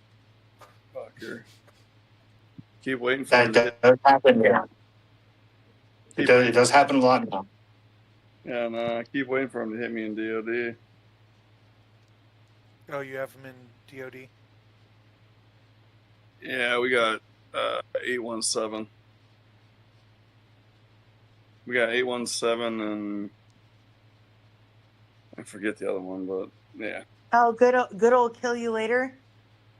Yeah. Hey, Well, Hokage, alive? I think he changed his name. Who? Hi, Hokage, are love. we alive? Yeah, one at a time so I can understand you. Someone said my name and asked the question. Yeah. I didn't get it. Are we still live? Yes. For the next 4 minutes. Okay. So. Okay, so let's say some turning really off the fucking. live at the top of the hour. It's 3 more minutes than I need. So let's make sure we make it extremely exciting. Boys is gonna have to turn on his camera and strip tease. Yeah, you're gonna have to do Not a cowboy fucking dance. chance that's gonna happen. Cowboy dance, cowboy dance. Yeah. Fucking work it, bitch. Do the Let's nipple see the run. beef cannon. And thank God this live isn't against me cursing, or else I would have been banned a long time ago. The video from last Frenzy for Cowboy should do it. Oh, yes. Too soon? Hey, well, I was there. I was like, I would dance too, but I was just dying on him. Was it all you guys that made that collaboration video for like? So one of the version one of you can talk. I don't know. Is one of them here? Wait, you're talking about the video I shared The one, with you? the one that you shared in that chat. Yeah. Yeah, no, that's from a player from 567, if I'm not mistaken. His name is Steven Newman. He does. Wait, what? Yeah, he does these videos. This shit was dope. Oh, I thought you were talking I about thought that was His fucking name was in awesome. the The video. beginning was hilarious, and I'm like, oh, this might be like, this looks like somebody I might know. No, oh yeah, Steve Newman's videos. Like, I was like, how do I get him? Like, how do I get like our bunch of group of like nation, like Globe 9 and Globe 10? We should do one for each one with all the players that are in it. Like, that is fucking that he is so talented, and that is so fucking amazing. Like, I Oh want fuck! to watch I'd these. pay him to get one on our nation. Dude, I'm telling you, like how fucking. He does it with AI, and he does it just for fun. So he doesn't do this to sell or anything like that. No, all good. I mean, I'll make a donation. You know. No, I know. Yeah, I can tell you, I looked into making those videos because I do a lot of stuff with AI, and to make one of those videos is very, very expensive. Yes. Every just time. Just the prompts alone and the retries. Yes. Jeez. Exactly. It's the retries. So you get your initial prompt down, and you like like, people are talking about, oh, you should have changed this or should have changed that. Each one of those changes costs you money. It's like stupid expensive. Yep, and Yeah, not unless you Okay, buy how like the expensive? program, then How you can get expensive? the unlimited, right? I can tell you that for making a video with like 4 to 5 minutes, you won't get away with less than 300 to 400 prompts. That will set you back around $2,000. Jesus Oh, Christ. fuck my face! Like, what the fuck? Okay. Yep. It's not. Yeah, no. It's For not There's no cheap. way, $3,000. absolutely no way. Like I That's work my with fucking AI. mortgage payment. I work with Well, I AI mean, day in considering day the out. amount of money that gets spent in the game, I mean, it was a solid video for like. Oh, it was I amazing. I thought it was fucking awesome. It was fucking brilliant. If you guys don't Yeah. mind to close the stream, I can play the video. Let's do it. Do it. Let's play Let's it check again. it out. Let's end it on a fucking good Let's note. Everybody play it. everybody shut the fuck up and let's watch it again.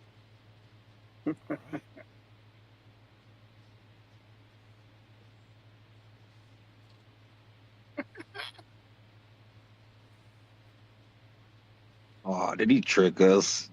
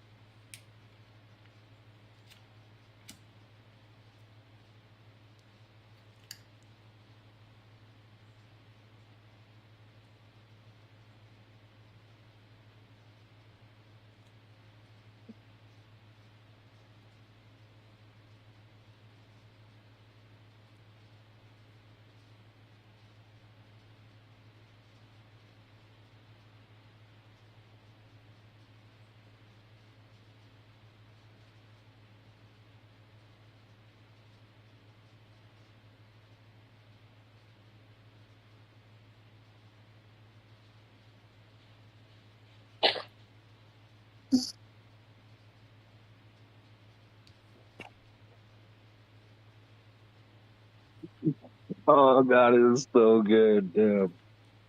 Right? Like, just wait, it gets better. Like, that's Wait just the for it. beginning. It's so well done. Oh my God. Buy all the packs. Mental.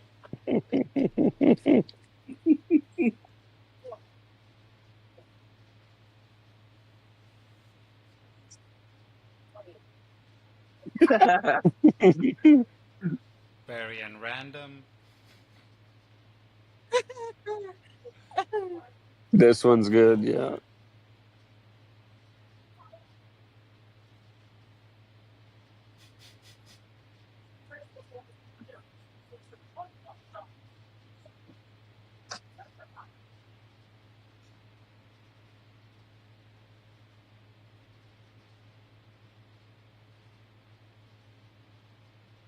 Like, just this alone is like sick. The cinematics are fucking dope. God, it's like watching a Diablo vid on YouTube. How much time do you think it took him to do it? Hours. Huh. Many No, hours. it's brilliant what he did. Well, this is the which one is this? Second or third or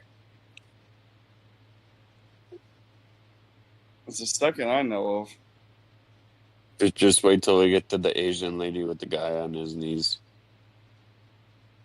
this is I love this. Everybody's excuses. Dude, that's so fucking accurate right there. I gotta go use the bathroom, boss. So accurate. It's like fuck.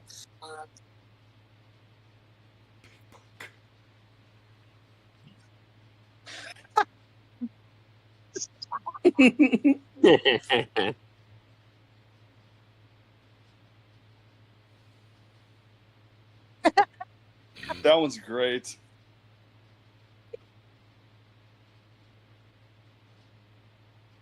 Have you seen Doom?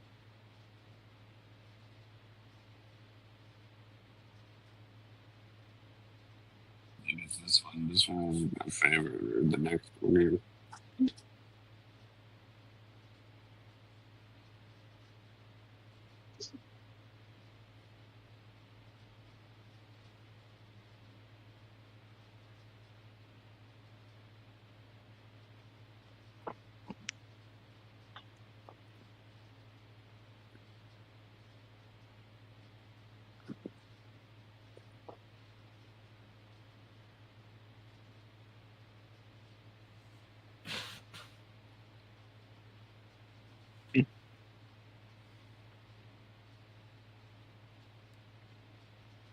This guy.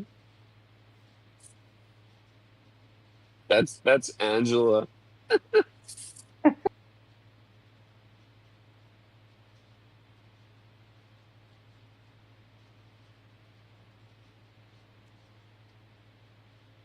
Lubon.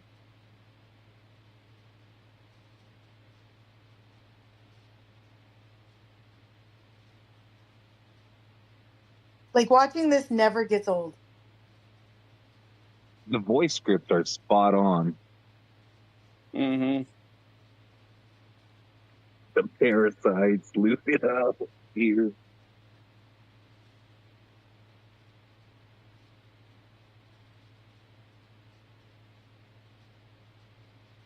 And my favorite's the farmers. Oh, dude, the farmer one's spot on. I know, right? It's all right. We got resources. It was worth it. Shut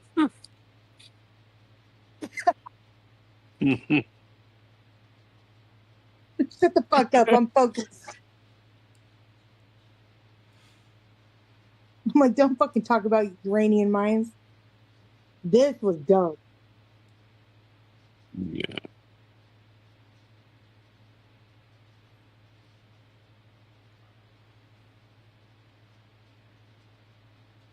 Fuck, Camel should pay him for that shit right there.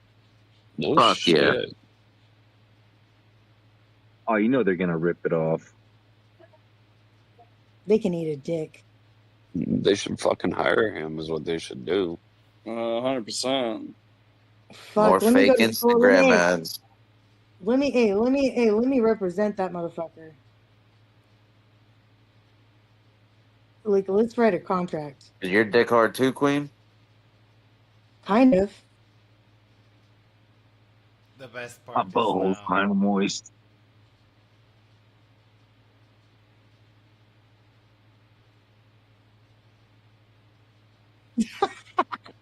Oh, Bird came in crazy. What the fuck? That was dope.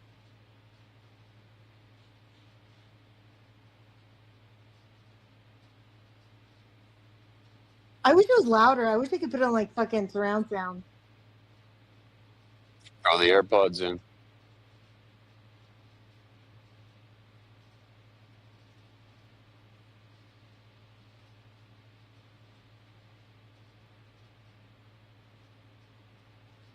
I'm waiting to see if I'll see a yellow duck someplace. No. But that needs to be added. But now I feel bad asking him to do anything because fuck, I didn't know it was expensive. Oh, here we go. Here we go.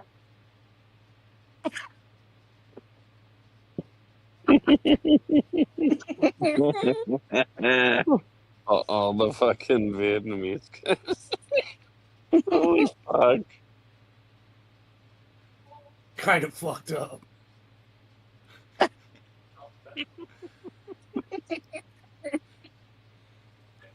This part's my favorite. Oh my god, my favorite part.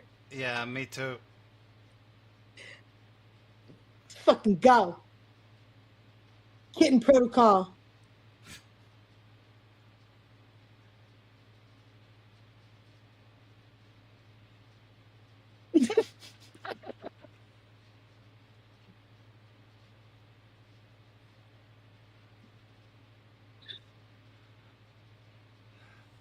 The kittens are fucking awesome. Just drop some nukes. That shit's Dude, hilarious. When I first seen this, I was like, "What is this for real?" Yeah, nice kittens. God damn, this is so good. Isn't it? Holy fuck yeah! They look so cute, but they're not. Yeah.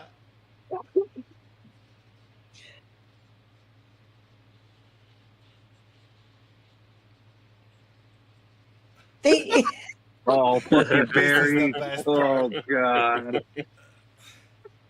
It's so fucking true, though. Hey, Steve Newsman knows a lot. Like, Jesus Christ. I mean, that's because that's your guys' like group. You're you know what I mean? Like, Rangers.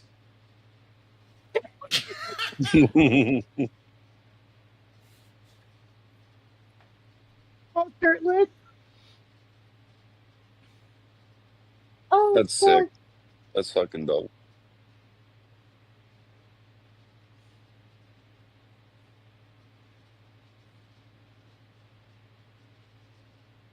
Mid Rangers are fucking full screen here.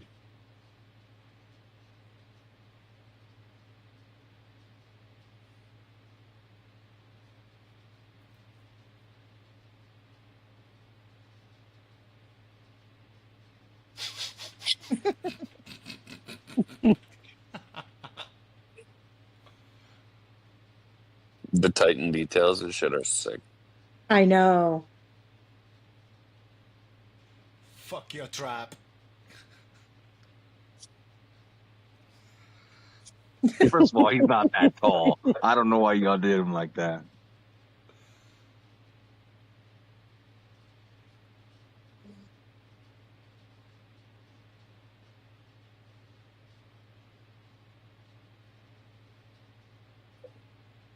Shit. Gold Dragon. Sign up for the shit.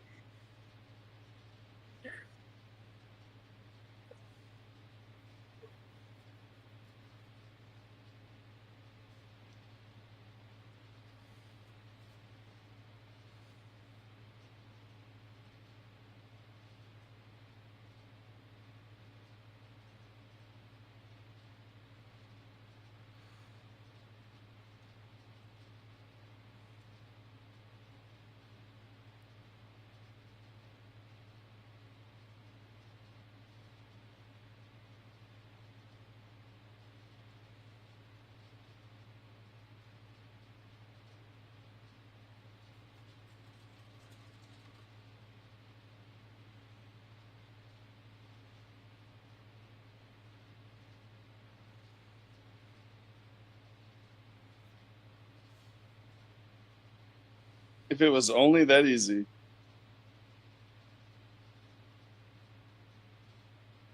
True.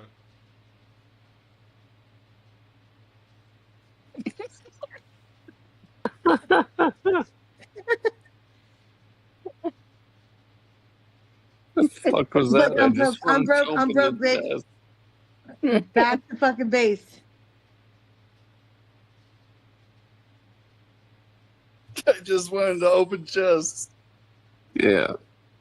Fucking Dude, that is probably right here. Right here.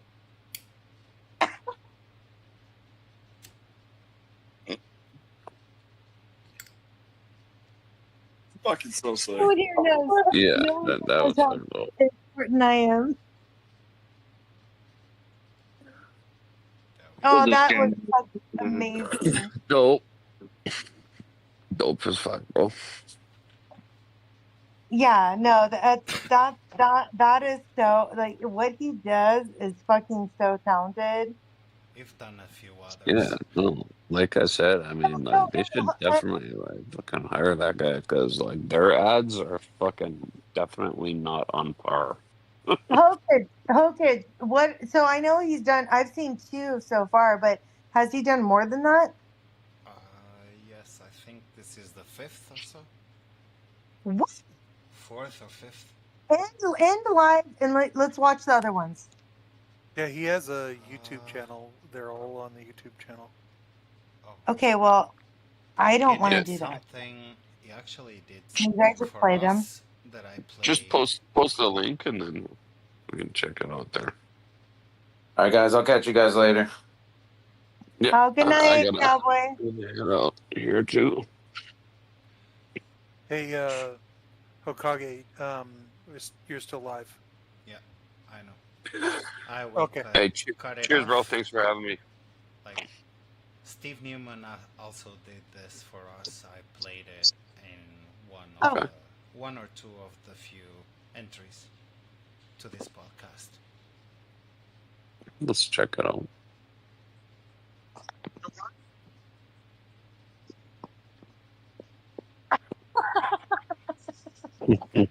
That was it.